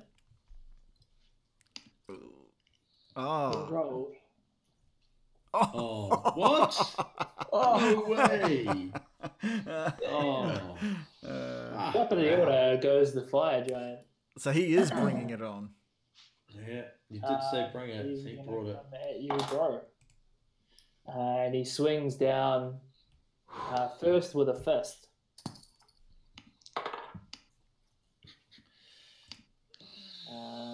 He 20. Ooh. Is that a hit? Without your shield, it must be, right? My shield is 20. My AC is 21 with a shield. So is it -1 for the no shield? So it's 20. It's -2. -2. He had So to yeah, drop the shield. Hey, you just had to drop your shield. so he does 16 damage Ooh. Oh, damn. You might want to pick your shield back up. as he punches you, knocks you back kind of 5 feet, and then just begins charging at you. Oh, man. Holding up his greatsword, but he's going to take his action to tackle, Ooh. I thought... which is a special fire giant ability I haven't been using. This guy got rowdy. Just as a reference, he just didn't want to get into any issues last time. This guy's finally had got enough of rowdy. Igneous, huh? Igneous has been racking him up for a good. It's true. It's become personal. Yeah, he's threatened him about Okay, 3 so times. when he enters your space, you must succeed on a DC strength saving throw or be knocked prone. Alrighty, so I click on strength. For the Yep. strength save, yeah. Hobo! So you need to beat 19. No! 19? Oh, I can't remember what happens on a draw. There's a draw. 5e saving throw. Draw? So we both knock each other prone? You have to beat or equal a DC. Chat will probably be way faster than me. But you're equal. Equal works. It's being mentioned, blah, blah, blah. Oh, God. Chat, can you tell us, did they have to beat it? Is Sock Merchant on? I'm sure Sock should be able to tell you if Sock you need to knows beat or everything. equal the saving throw. Also, you've got Sasha as a 0 for Sasha's initiative. Oh, still. It's the total. It's the same. Fair enough. It's effectively the same thing. If the total equals or exceeds the DC, the ability check is a success. That's not a saving throw though. Ability checks and saving throws are 2 different things. Oh. Sock Merchant, we're up Who there. rolled a D20? 1 to 19, I'm all good. And on a 20, it didn't work out for me. No, that's not how it works. But it could. It could. Saving throw. Do you beat or equal? This saving throw calculation is brought to you by Jack Daniel's Tennessee Fire, the cheap man's Firebeard brandy. Having a hard time with fire giants? Yeah. Hard cider. I'm gonna say for this, I'm gonna give you the benefit of the doubt. You Wow. successfully Yeah. managed to stop being. Does that mean in a not- tackle that the fire giant is prone? No. Or is he just So kind of running? he just runs at you and you get knocked prone. It's not like he's Alright. trying to. He's not doing like It's cheap, a dive tackle. like rugby tackle.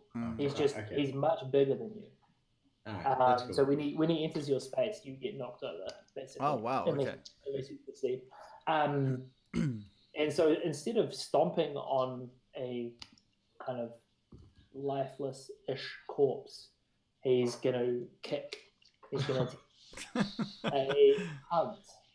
So he did 3 attacks. Well, technically the tackle is just his movement. That was just movement. He just ran at you. 18. So that is not enough. Oh, I thought that was damage, and I was like, oh man, okay, cool. Oh, it stressed me out. Yeah. So yeah, that's his turn.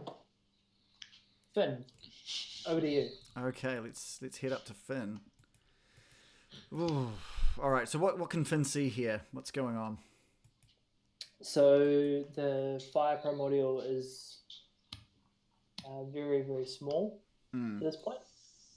The Duke has begun chanting again. The Duchess is obviously chanting. And I don't have a clear shot of the Duchess. You do not have a clear shot of the Duchess. She would have one half cover. Okay. We're gonna have to. Oh man. Do you reckon can Finn pull off this trick shot? Can he pull it off? I'm going to say for the trick shot, she won't have cover, but you'll have disadvantage. Can you hit the Duke again? Like, Yeah, sorry. Is Is the Duke still chanting? Hmm. He is.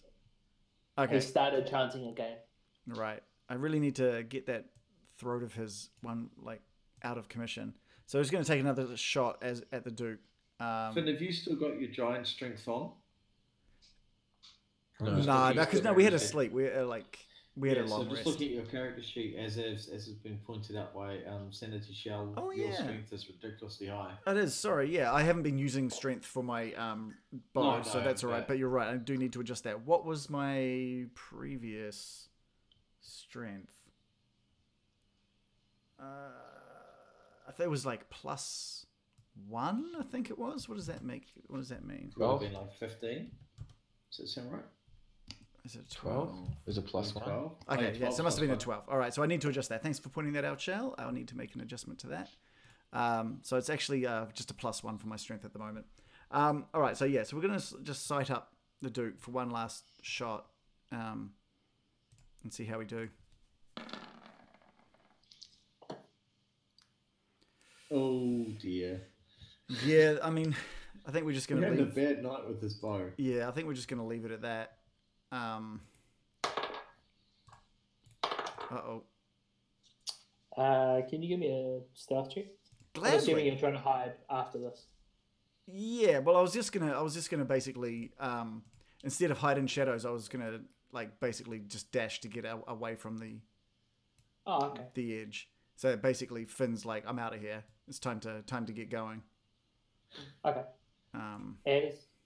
As you run away, you spy the eyes of the Duke. Oh no. He's noticed exactly where the arrows are coming from. He's Uh-oh. noticed who's sending them. Oh. And he kind of calls out, Traitor! Oh, Finn!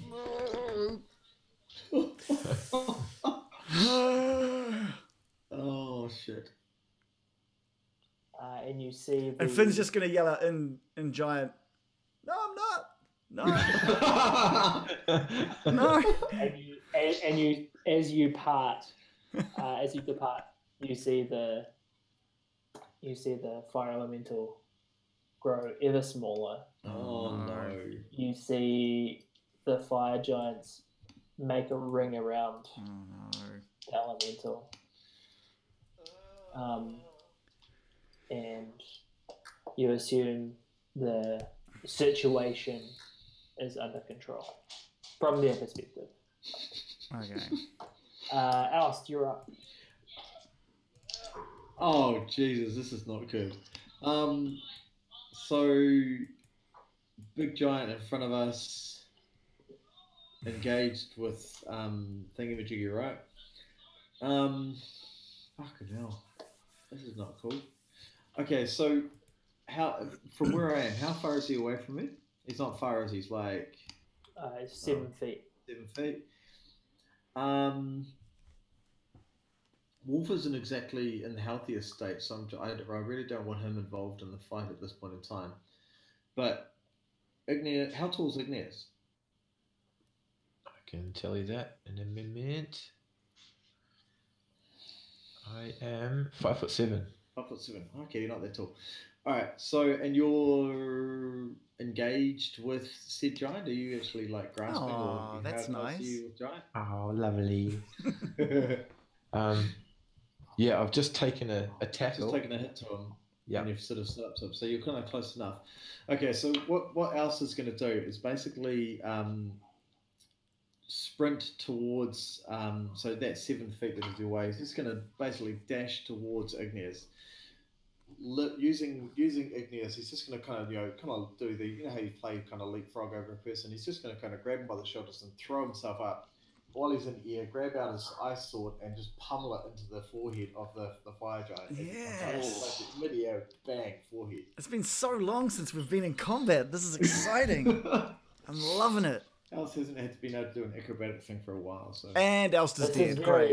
This is very Legolas of you. Alright, give me an acrobatic check. Alright. It's been a while since I've done anything kind of cool. Don't say that before you roll. Oh! I repeat, it's been a while since I've done anything really cool. That's beautiful. It's first crit at night, and first time I've rolled a positive crit in, I don't know, 3 weeks. Oh, beautiful. And roll to hit, and then with a crit, I'm going to give you advantage. Oh, right. Roll to hit. Where's my little icy blade? Where are you? Icy. Here you go. What? Oh!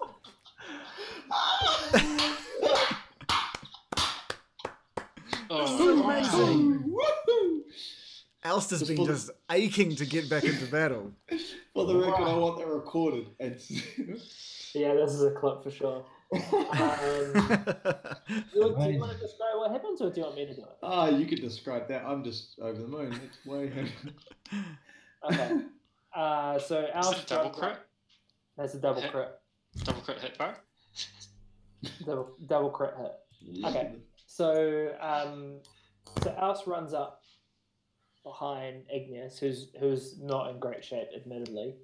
Igneous, you feel pressure on your calf, first of all, but not very much pressure, just like the faintest amount on your right calf, and then a little bit on your left shoulder blade, and then a lot on your right shoulder.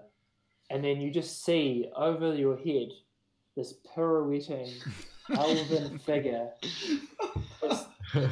just doing a sick Mick twist, and he just like drives his blade into the forehead of this fire giant, critically hitting him. And just as the blade pierces the forehead, there's kind of ice and like cold just ripples across the fire giant. Beautiful. And he takes a lot of damage. Like a lot. What is that because it was a double crit? Like I doubled the number because it was double crit, and also he's not great with ice. Right. Damage. So 6, 2. He's not in great shape anymore. No, I'd imagine not. But he is still standing. He has. Are you withdrawing ice, or are you leaving it Oh, Levi's there. So basically, pummel in, and to finish, I'm just gonna sort of flip and land behind him in a kind of the classic power move. Land. Okay. Receive applause. So you like drive the blade in, and then as your feet are in his chest, and your sword is in his head, and he like swipes at you as you just kind of deftly again do that little pirouette jumping back twist move. So good. And flip back over him, and you are behind him. Nice. Your sword ice is no longer in your inventory. I'll get it back. It's fine. Oh, yeah. Well played. That was great. Igneous, you're up. Igneous has been looking forward to this. Okay. So, to start with, Igneous is going to loose some ore in his cheek and just crunch down on that. Oh. And he's going to cash that in as action surge.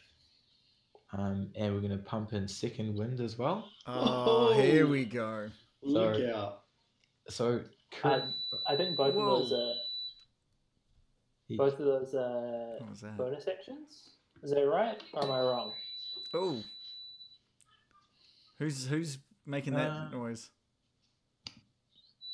So No, it's on page not Dave. 66 of the book, and it says you can take it tells you what it does, but it doesn't say what it costs to do it.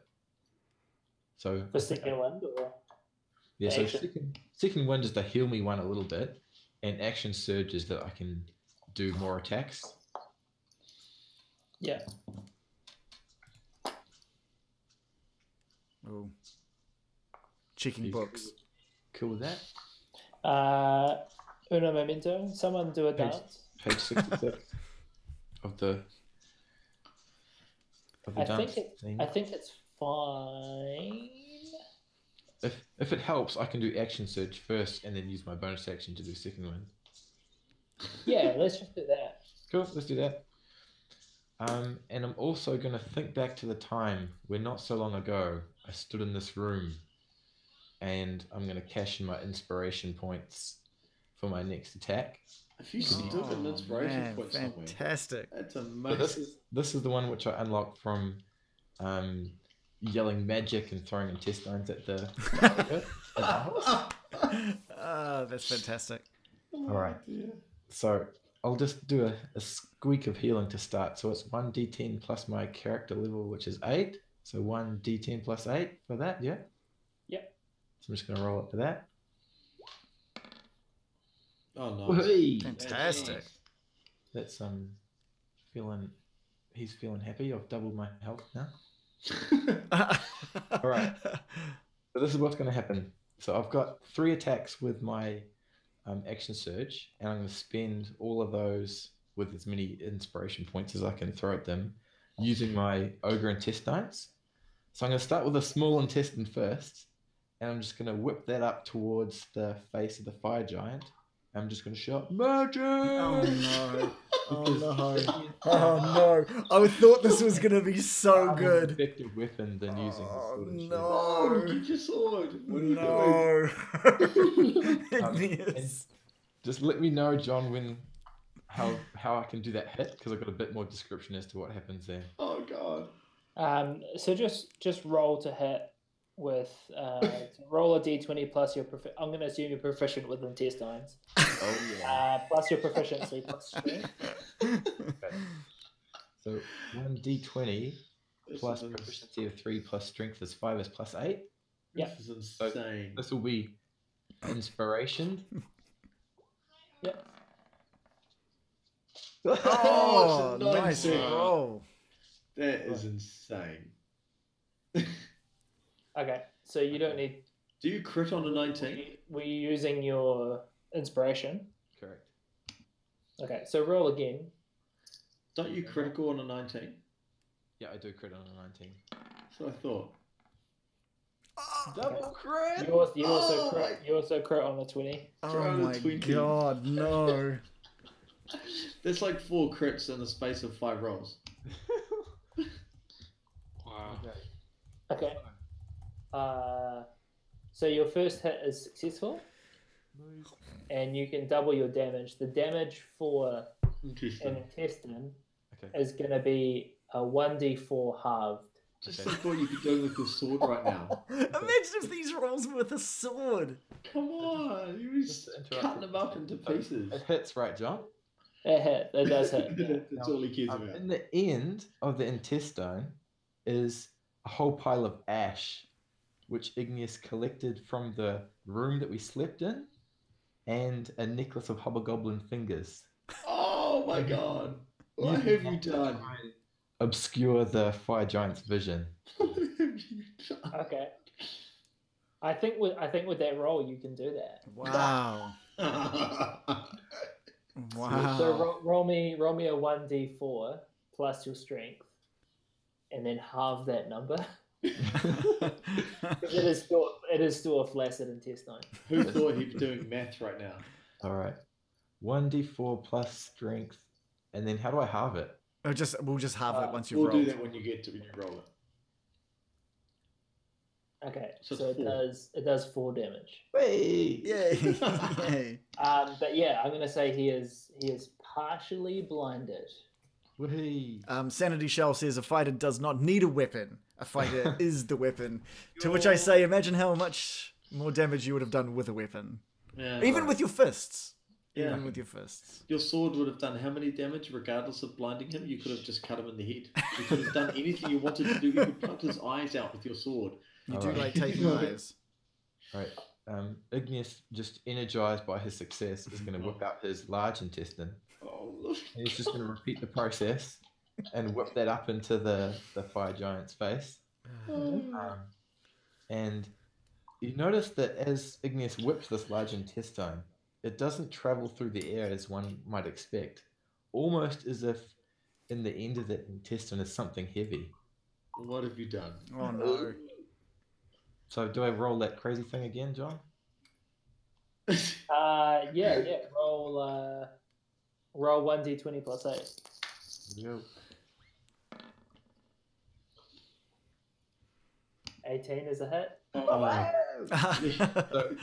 as that hits the fire giant in the face, the end of the intestine sort of rips, and inside it was an iron ingot, which Igneous had taken from the warehouse in the top part of Ironslag as they entered. Oh wow. So he's crafting his own magic, but he knows Love what's up. this guy. Spider Okay, magic. give me a 1d6 plus your strength. I'll give you creativity points, Igneous. This is insane. Oh, Okay. he's doing all right. 10 damage.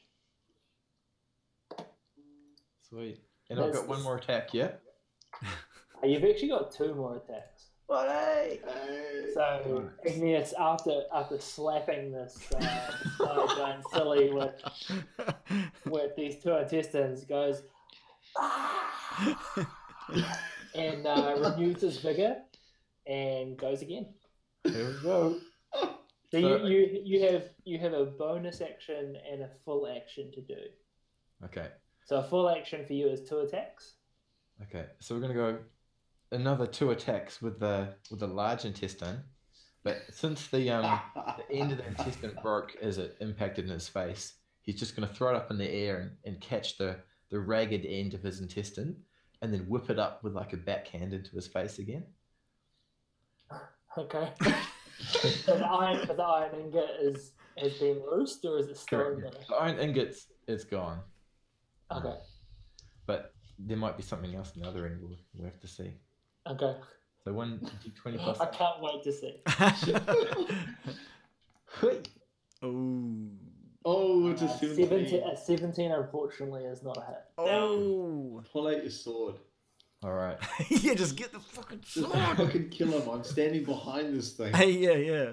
Okay. So as it flicks past the giant's head, he's just gonna like whip his wrist back to pull the intestine back towards his face again, and attempt that again with the large intestine. This is really colourful, Ignis, but Oh no!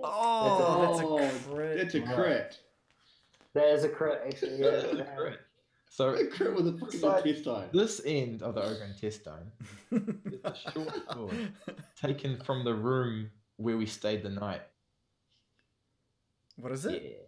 There's a short sword in there. Oh, was it? Okay, cool. Yeah. Alright. Through the base of the large intestine, there's been a rope made of the slave clothes found in the footlockers. What? Igneous was abandoned as they were hunting down Wolf, and you guys were That's right. using the treasure chest. So we've got a bit of purchase on that short sword into the face there. How would you like to resolve I damage? love how inventive Roll 2d6 plus your damage plus your strength. there has to be some inspiration awarded for these attacks. This is insane. 2d6 plus strength. Yeah. Oh. Oh, look at that! For fighter magic, this is This is This is definitely fighter magic. yeah. So as you rip the large intestine back, you just send that short sword out using your the intestine almost like some sort of strange nunchuck. As it rips back and just flicks this giant across the face in a totally unexpected manner and critically strikes a scar, a long scar across his cheek. nice. And I am going to award something that is new. I've just made it up now. Double inspiration. Oh, Wow. there we go. So on a single roll, you cash that in for 2 extra d20s. Oh, Wow. Nice. Thank you. I It love is Sasha's Igneous. turn. Yeah, we all love Igneous sock. Wow. Alright. Sasha, hey, how's it going, Mark? Where's your night going? You doing all right? Yeah, Sasha's gonna yell out, like, well, that was unorthodox. Just pull out a spear. Oh, sorry, a javelin. Unsheathing a javelin. Lining it up to the other side of the face. It wasn't slapped up. And just loose it. Nice. Cool. Roll to hit.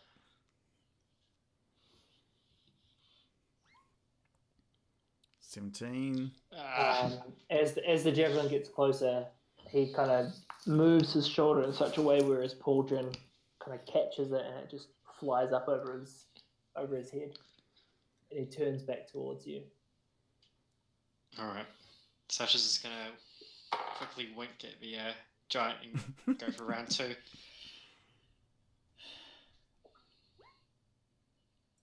Oh, 19 that time. 19 is a hit. Yes. Nice. So he goes to turn his shoulder at you again after seeing you wink, but his motion is a little bit sluggish after that scar across his cheek, and he turns, but you manage to find purchase in between like his pauldron and his chest plate, and the javelin sticks in there and deals a damage. Nice. Anything else for you, Sasha? I'm gonna keep my distance. Pretty weak. How about Marvin? Oh, Marvin's pretty weak as well. Yeah. Okay, all Don't right. want him biting him. Okay. Igneous, can you please roll a strength save for me? Nicely.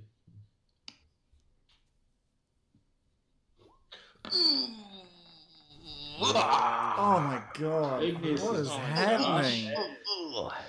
In the zone.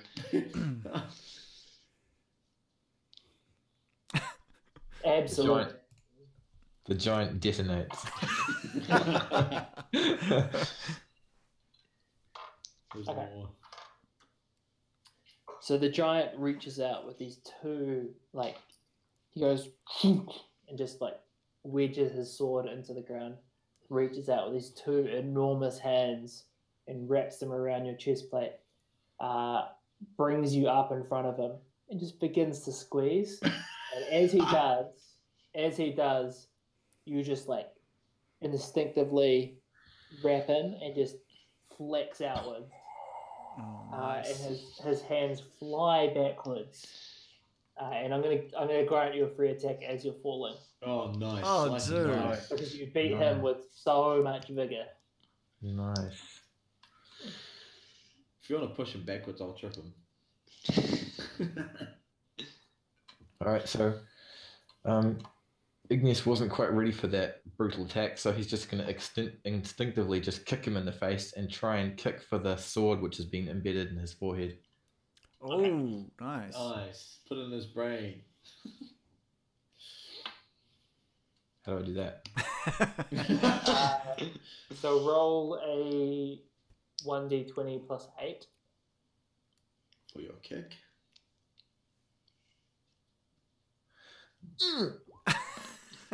Crit. Oh. Oh, it's an 18 though. It's still a hit. Still It's a a hit. hit. That's a hit. Woo, yeah. So roll Wait. Two. Your strength is a +8? a plus proficiency. Oh, right. Yeah, gotcha. Of So his course. strength is +5. Yeah, He's gotcha. proficient with his foot. Yeah, fair, clear. So And roll, intestines. And intestines. and intestine. So roll 2d6 plus 2d. Sorry, 2d6 plus 4d4 plus 5. Whoa! Whoa. That sounds fantastic. 2d6 first? Yeah, you can do it all in one go. Oh, sorry. It's Yeah, 2d4. And then 2d4? 4d4 Oh, roll another one of those. And then 6. plus 5. So that's 7, 10, 16, 24, 29. Oh, jam damage! Wait, so you got to roll 4d6 and 4d4? No, there's 2d6 there, which is 7. And Oh, 4 hold on. plus So 5. it goes 7, 7. 13, 21, 26. That's my math, Yeah, right? yeah. Yeah, 26. 21. I don't think that 21. extra 3 counted, but he Ah. gets a 5 on top of it, right? Yeah, so 7 and 6. So 13. 26. Yeah, 26. 26 total, which happens to be Oh! Yay, magic the number! magic Wow. number. Yeah! Mm.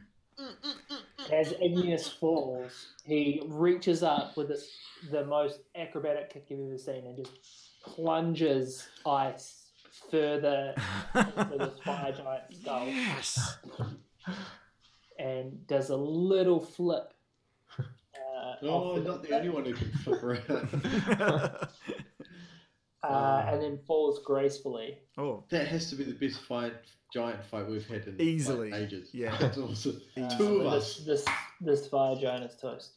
All right, Igneous, high five. man. Yeah. That was awesome. Nice work. Nice work indeed. Finn would have even seen this. I thought that was the best thing about what Alst did, was like, Alst was always trying to impress Finn, and he's done the most amazing move just to help And bring... Phil wasn't even there. Finn wasn't even there to see it. But Igneous is there to tell the story. That's all I need. I've got someone who saw it. I think That's Igneous all. is just going to be really proud that he killed the giant. Unarmed. Yeah. Alsa's gonna let you have this one, but he's gonna remind you at some point that he did help. Igneous is just going to throw that respectful wave. Love it. Awesome. My God. All right, so we just killed a fire giant. That's impressive. Perfect.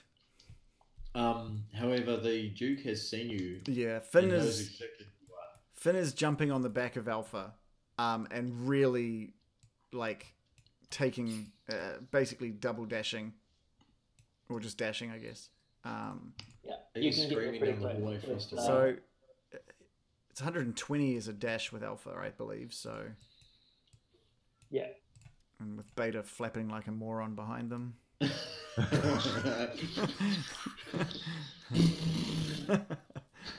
You get there pretty fast. Should I just teleport me over there? Can we just? Yeah, Okay. that's fine. Okay. Cool. I'll just take that into account when it comes to like what they've done. Oh, cool. Will you guys like figure out what you guys want to be doing, and I'll just teleport my guy over.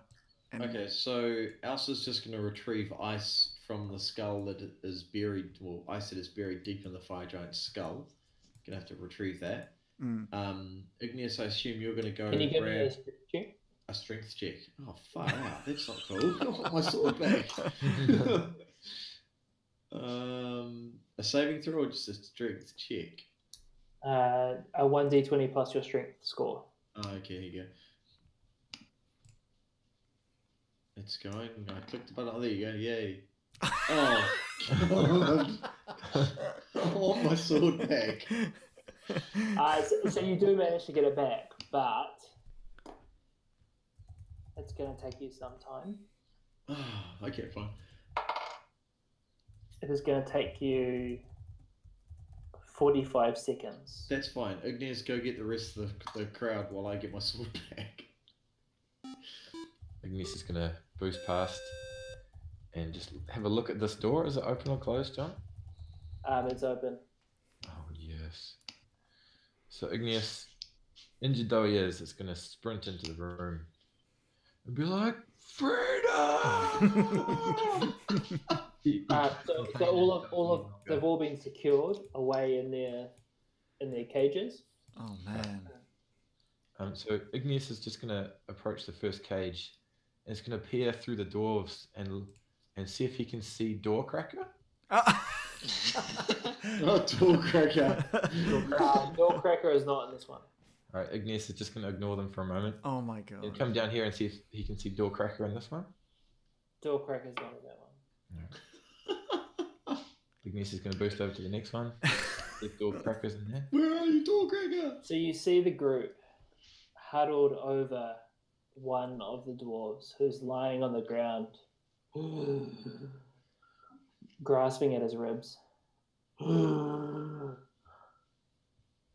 And you recognize this one as Doorcracker. Wasn't Doorcracker a woman?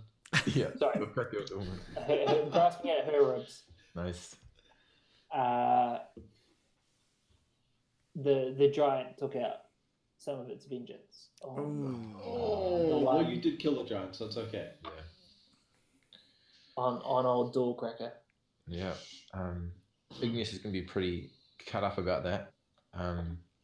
And just going to rend his fury on the door of the lock of the door with not his sword because he left it in the other room, but with his fists. Okay, are you just using? You're not using your triple inspiration or anything. You just Just kinda hold casually just punching the lock. Okay, just roll d20 plus 8. Oh god, I love this guy, but he's fucking stupid. So good. I'm gonna put my sword down, my shield down, and I'm not gonna pick them up. It's just fantastic. So fighting. Oh my god. Oh, dear. This guy. You crack it in one. Crack a lacquer. He's got fists of steel. Amazing. So he's just going to call out to the dwarves, "Follow me quickly!" Yeah, and they do. Sweet. And we're going to essentially repeat the process with the other bunch of dudes. Okay. Are you letting out the goblins? Yep. Or the orcs. Oh, the orcs, sorry. Pay heed to Doorcracker's instruction from the previous time we tried to free them. Yep. Sure. Roll to hit.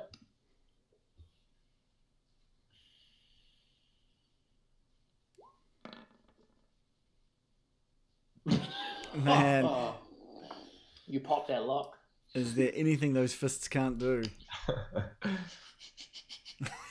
That's after 9. We're allowed to make those kind of things. Oh my god. All right. You hear at the opposite end of the hall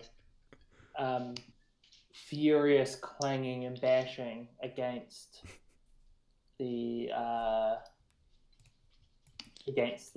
portcullis. Uh-oh. Damn. Wait, whoa. Oh, These shit. two groups are free. Get your move on. Yeah. Get your move on. All right. At that sound, I reckon Igneous has probably got a 50% chance to realize whether that's going to be a problem for him. Oh, no. Oh So- my god. We're going to roll a d20. Above 10, he's going to kick into his boots of haste and start really boosting along to what he needs to do. Below 10, he's going to hurry, but not untowardly. Okay. Oh no. He doesn't give a shit. I will say, like, it's pretty obvious that this is a problem. Okay. Like, it's not. There's not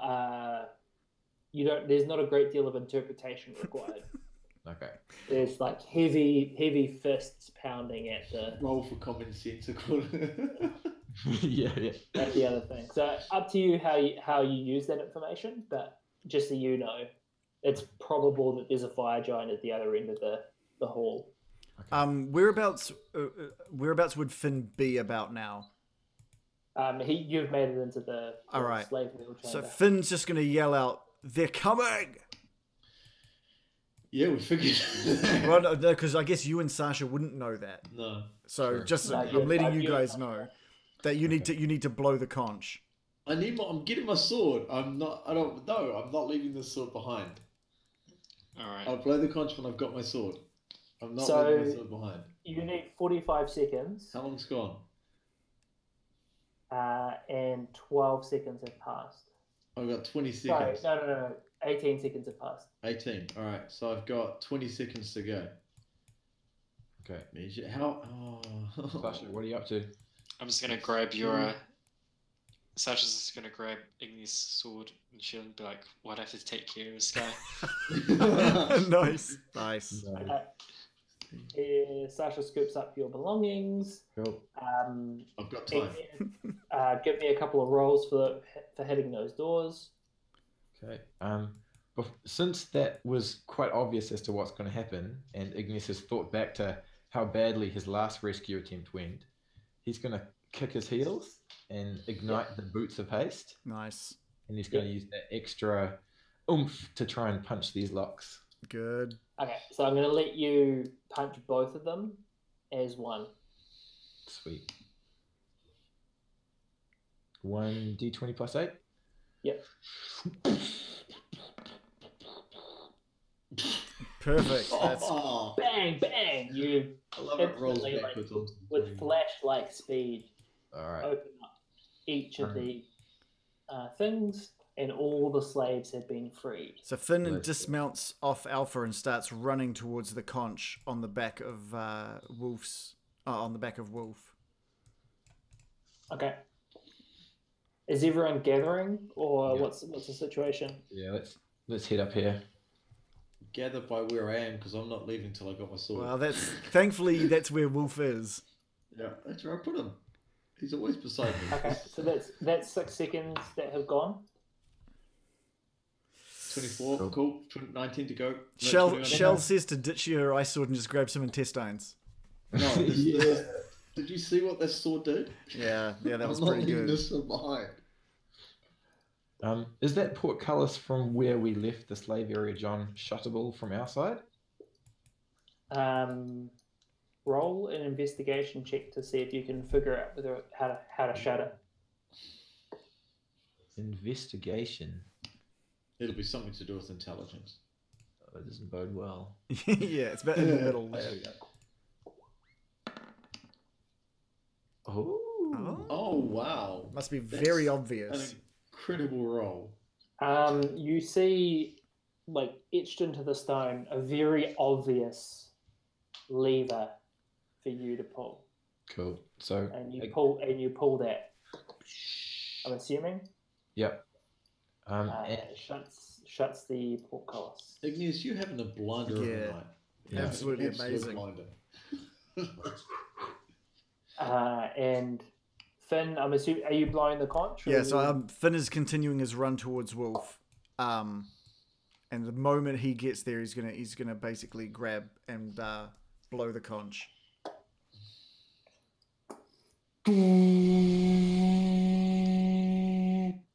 as the conch sounds, and in front of where, like, the direction in which you blow it, an enormous gate opens, Stargate SG-1 style.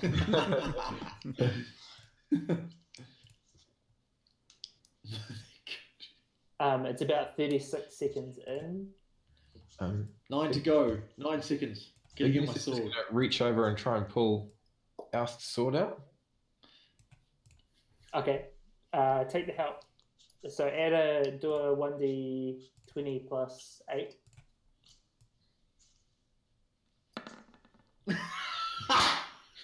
Jesus, that sword is like in there.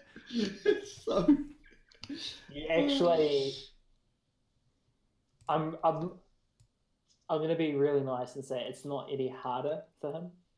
I think if it had been if it had been a 1, it would have actually made things worse.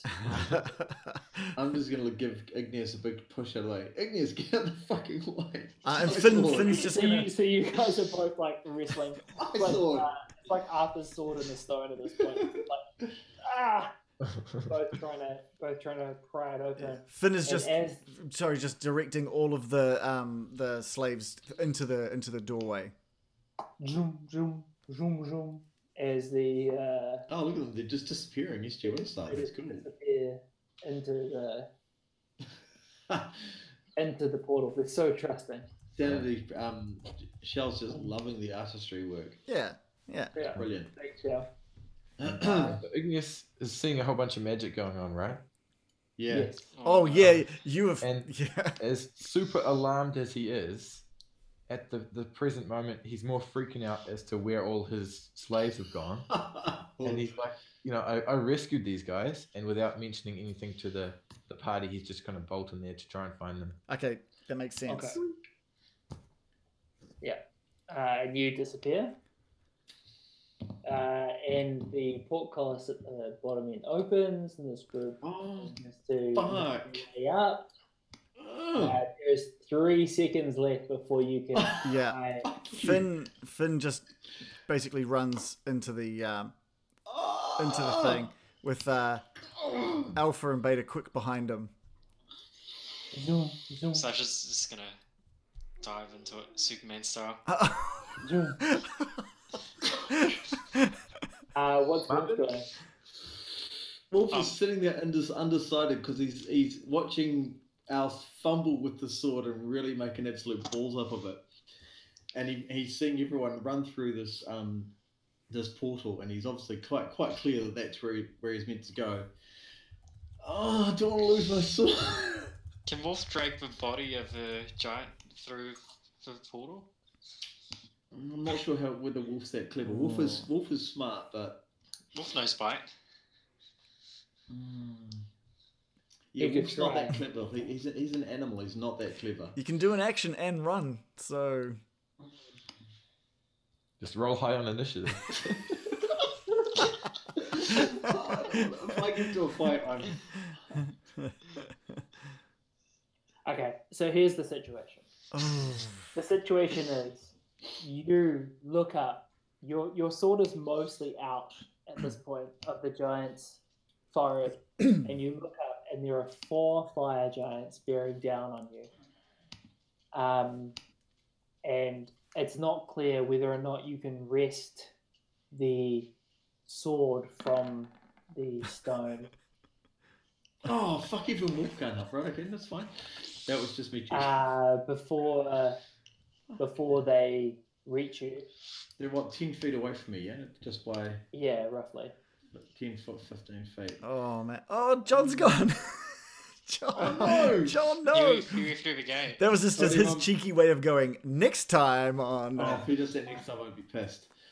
What Oh, should I do, John. guys? This It's is just- a cliffhanger. This is Let the dice decide, man.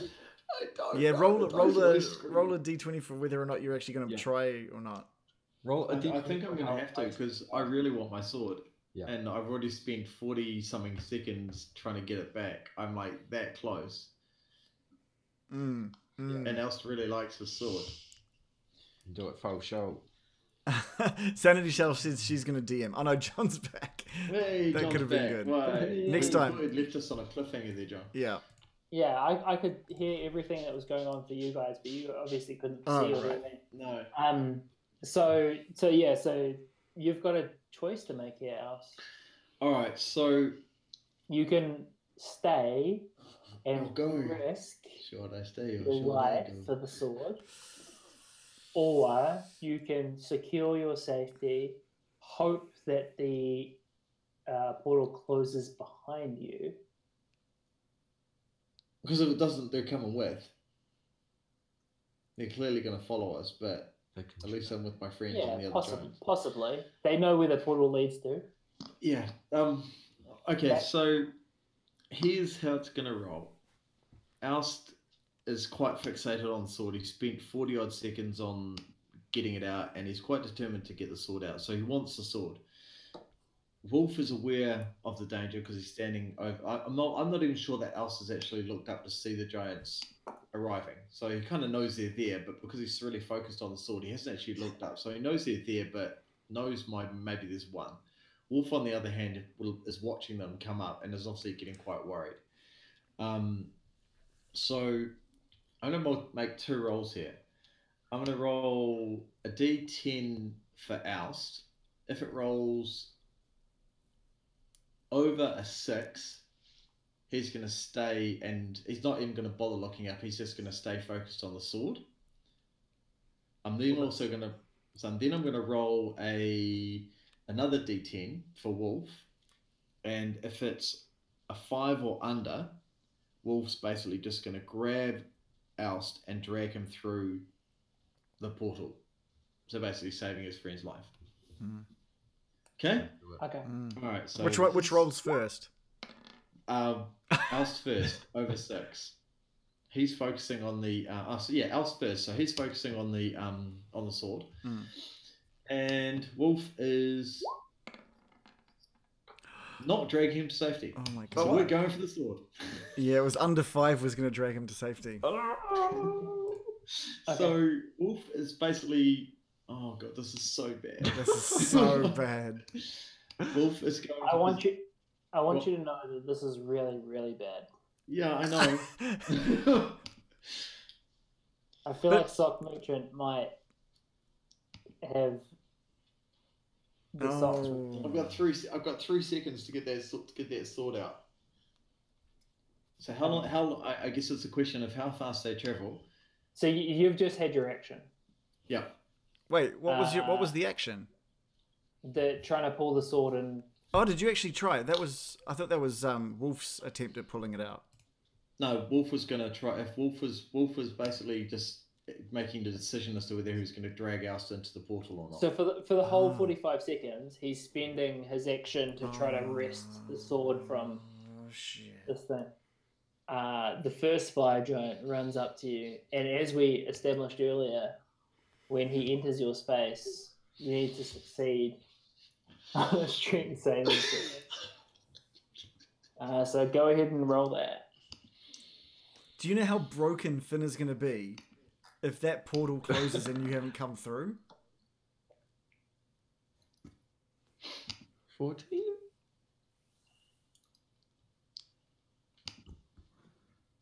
If Oust gets a sword, he's happy. So what happens is you are knocked backwards, but you are also knocked prone.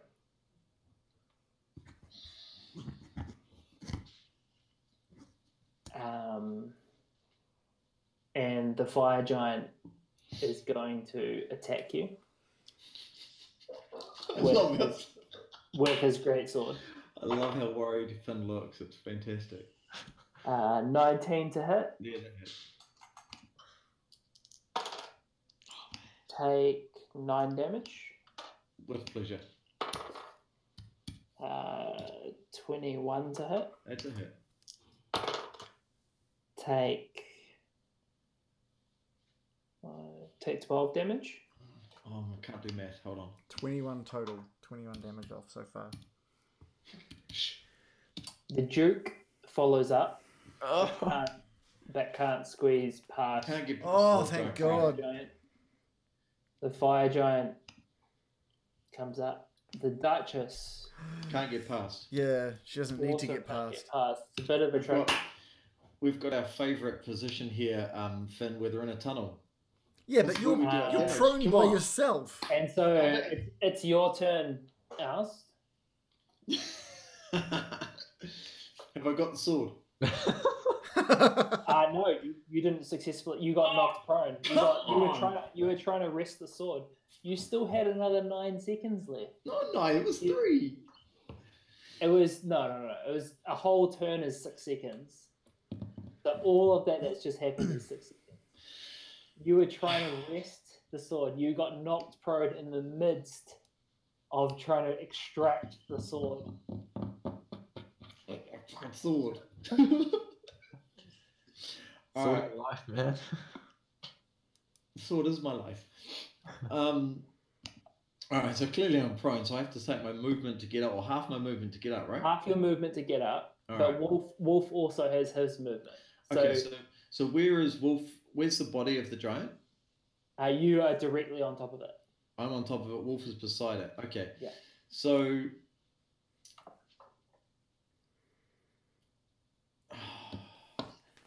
the sword's almost out, right?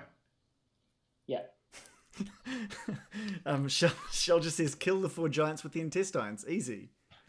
Just use the blessed intestines. I'm not expert in intestine fighting. They're techniques. Oh, man. Okay, so I love Sock Venture's comment. I know. Back on your word. Stick to your character. yeah, He just wants someone to die. he wants to see me die, and that's fine. I've died He's plenty of also times. right. Like he's also Yeah, totally. he. Sorry, I'm assuming it's a he. Sock is a he. Yeah. Sock is a he. Yeah. Okay. Okay, so Alistair's spent plenty of time on the sword. He doesn't want to lose that. He's not prone. That's fine. So clearly he's going to get up. Mm-hmm. That's half your movement. He's not going to even look at the giant. He's just going to completely. He's like knows the giant's there. He's not going prone. He's going to get back up, grab the sword.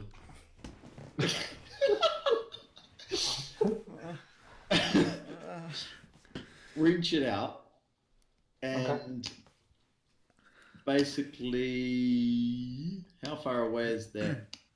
Yep, he's going to wrench it out, and both he and Wolf are going to dive through the portal. So it's going to be like basically just a simple wrench, jump, and we're not even going to look at the giant. We're going to completely ignore the giant. We do not care that the giant is there. We're just going to go. Okay.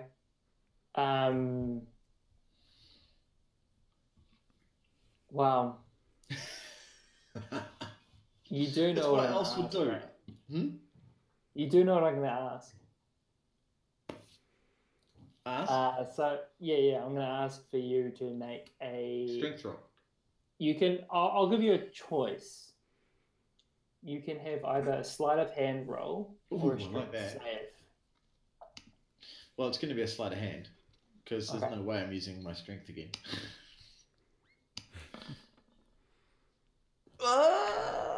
Fucking crit again! Yeah! Yes. And that, So ladies and as you- gentlemen, is how Ouse plays. Oh So my as you pull back on the sword, Wolf lends his weight by biting you in the back and dragging you backwards into the portal. Yeah, Wolf would do that too. I just love that we've got a cat watching. That's Yeah, I'm quickly looking at that kind of look. It's just like, oh, this is so shit. Khajiit has D20s to roll. And you both disappear beyond the portal. You can breathe that, Finn. It's As okay. and you recover. You may add ice back to your inventory. Yeah, got my sword. oh my god. And the fire giant, kind of in lieu of an opportunity attack, makes his way through the portal before the portal collapses in upon itself. We have won. That's right, we've killed Oh one. my god. Oh my god. And I think that's where we'll leave it for tonight. Oh. Our heroes in an unknown place, in an unknown time potentially, Mm. Oust barely escaping. I think with a crit, I wasn't prepared to have an attack of opportunity, but we'll see. Perhaps he may die from the fire giant that disappeared. I've killed one before. It's no problem. Oh, I just want to give a shout out. I don't know if they're still watching. They actually followed a wee while ago. Shady One Kenobi followed us like maybe half an hour to 40 minutes ago, but we were too sort of tied up in what we were doing to give him a thanks. So that's awesome.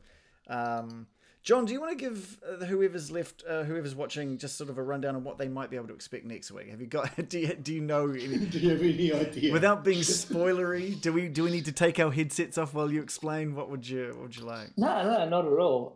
So Death. what generally happens for those of you who play Dungeons and Dragons is that the Dungeon Master prepares a number of things to happen, and then the players ruin that. So who knows what might happen next week? Okay. I'm kind of hoping that we will investigate Maelstrom, which is the home of the Storm Giants, where King Hecaton is currently missing. His youngest daughter sits upon the giant's throne. And so I'm expecting that they will come face to face with her. So that could be a good reunion for Finn. Could be interesting. Yep, Finn does know and has spoken previously with Princess, or I guess now Queen Sarissa. Next time on Getting Dicey. Oh, Man, I tell you what. All right, that was full on. No sword left behind, Finn. I was seriously concerned because like you die all the time, so like for you to die on the other side of a portal would have been just not And you good. guys wouldn't have seen that. I would have just been lying prone, rolling dice. Yeah. Although Wolf probably still would have been able to drag me through the portal. And I would have woken up and going, "Where's my sword?" Yeah. I don't have my sword. Yeah, so what we were planning on doing was having a Wednesday session, maybe like a 20-minute session on Wednesday, probably around the same time maybe, where four of us without the DM, without John, would discuss our plans for what we'd be wanting to do. But we don't even know what's on the other side of this portal. Do we still want to catch up, have a quick chat about what's going on? I think we should. Okay. Just we can advertise it and maybe if you want to chuck it in the chat. Yeah, cool. If we still can, that we're going to have a session at 7:30 Wednesday, just a quick half-hour session to chat about our plans. Yeah. Oh, they're still watching, by the way. We're still streaming, so. Oh, yeah, so we'll do that this Wednesday. Okay, cool. Wednesday 7:30. Does that work for everybody? Can we make it 8? We can make it 8. Well, let's make it 8 o'clock. Yep. And it'll just be like 20 minutes. John, you're not invited. I'm sorry. Okay. Sorry, John. I'll just be in the chat. Yeah. Sorry. I won't log in. I'll go incognito. And I'll just be, oh yeah. Okay. Cool. That's what they want to do, huh? All right. How can I screw that up? Yeah. That's right. We'll just make some fake plans anyway. Yeah. Oh well, thanks everyone for watching, and hopefully thanks all. come along next week to see what is on the other side of that portal. Yeah, that should be fun. Yeah. Bye, dudes. Bye everybody. Cheers, guys.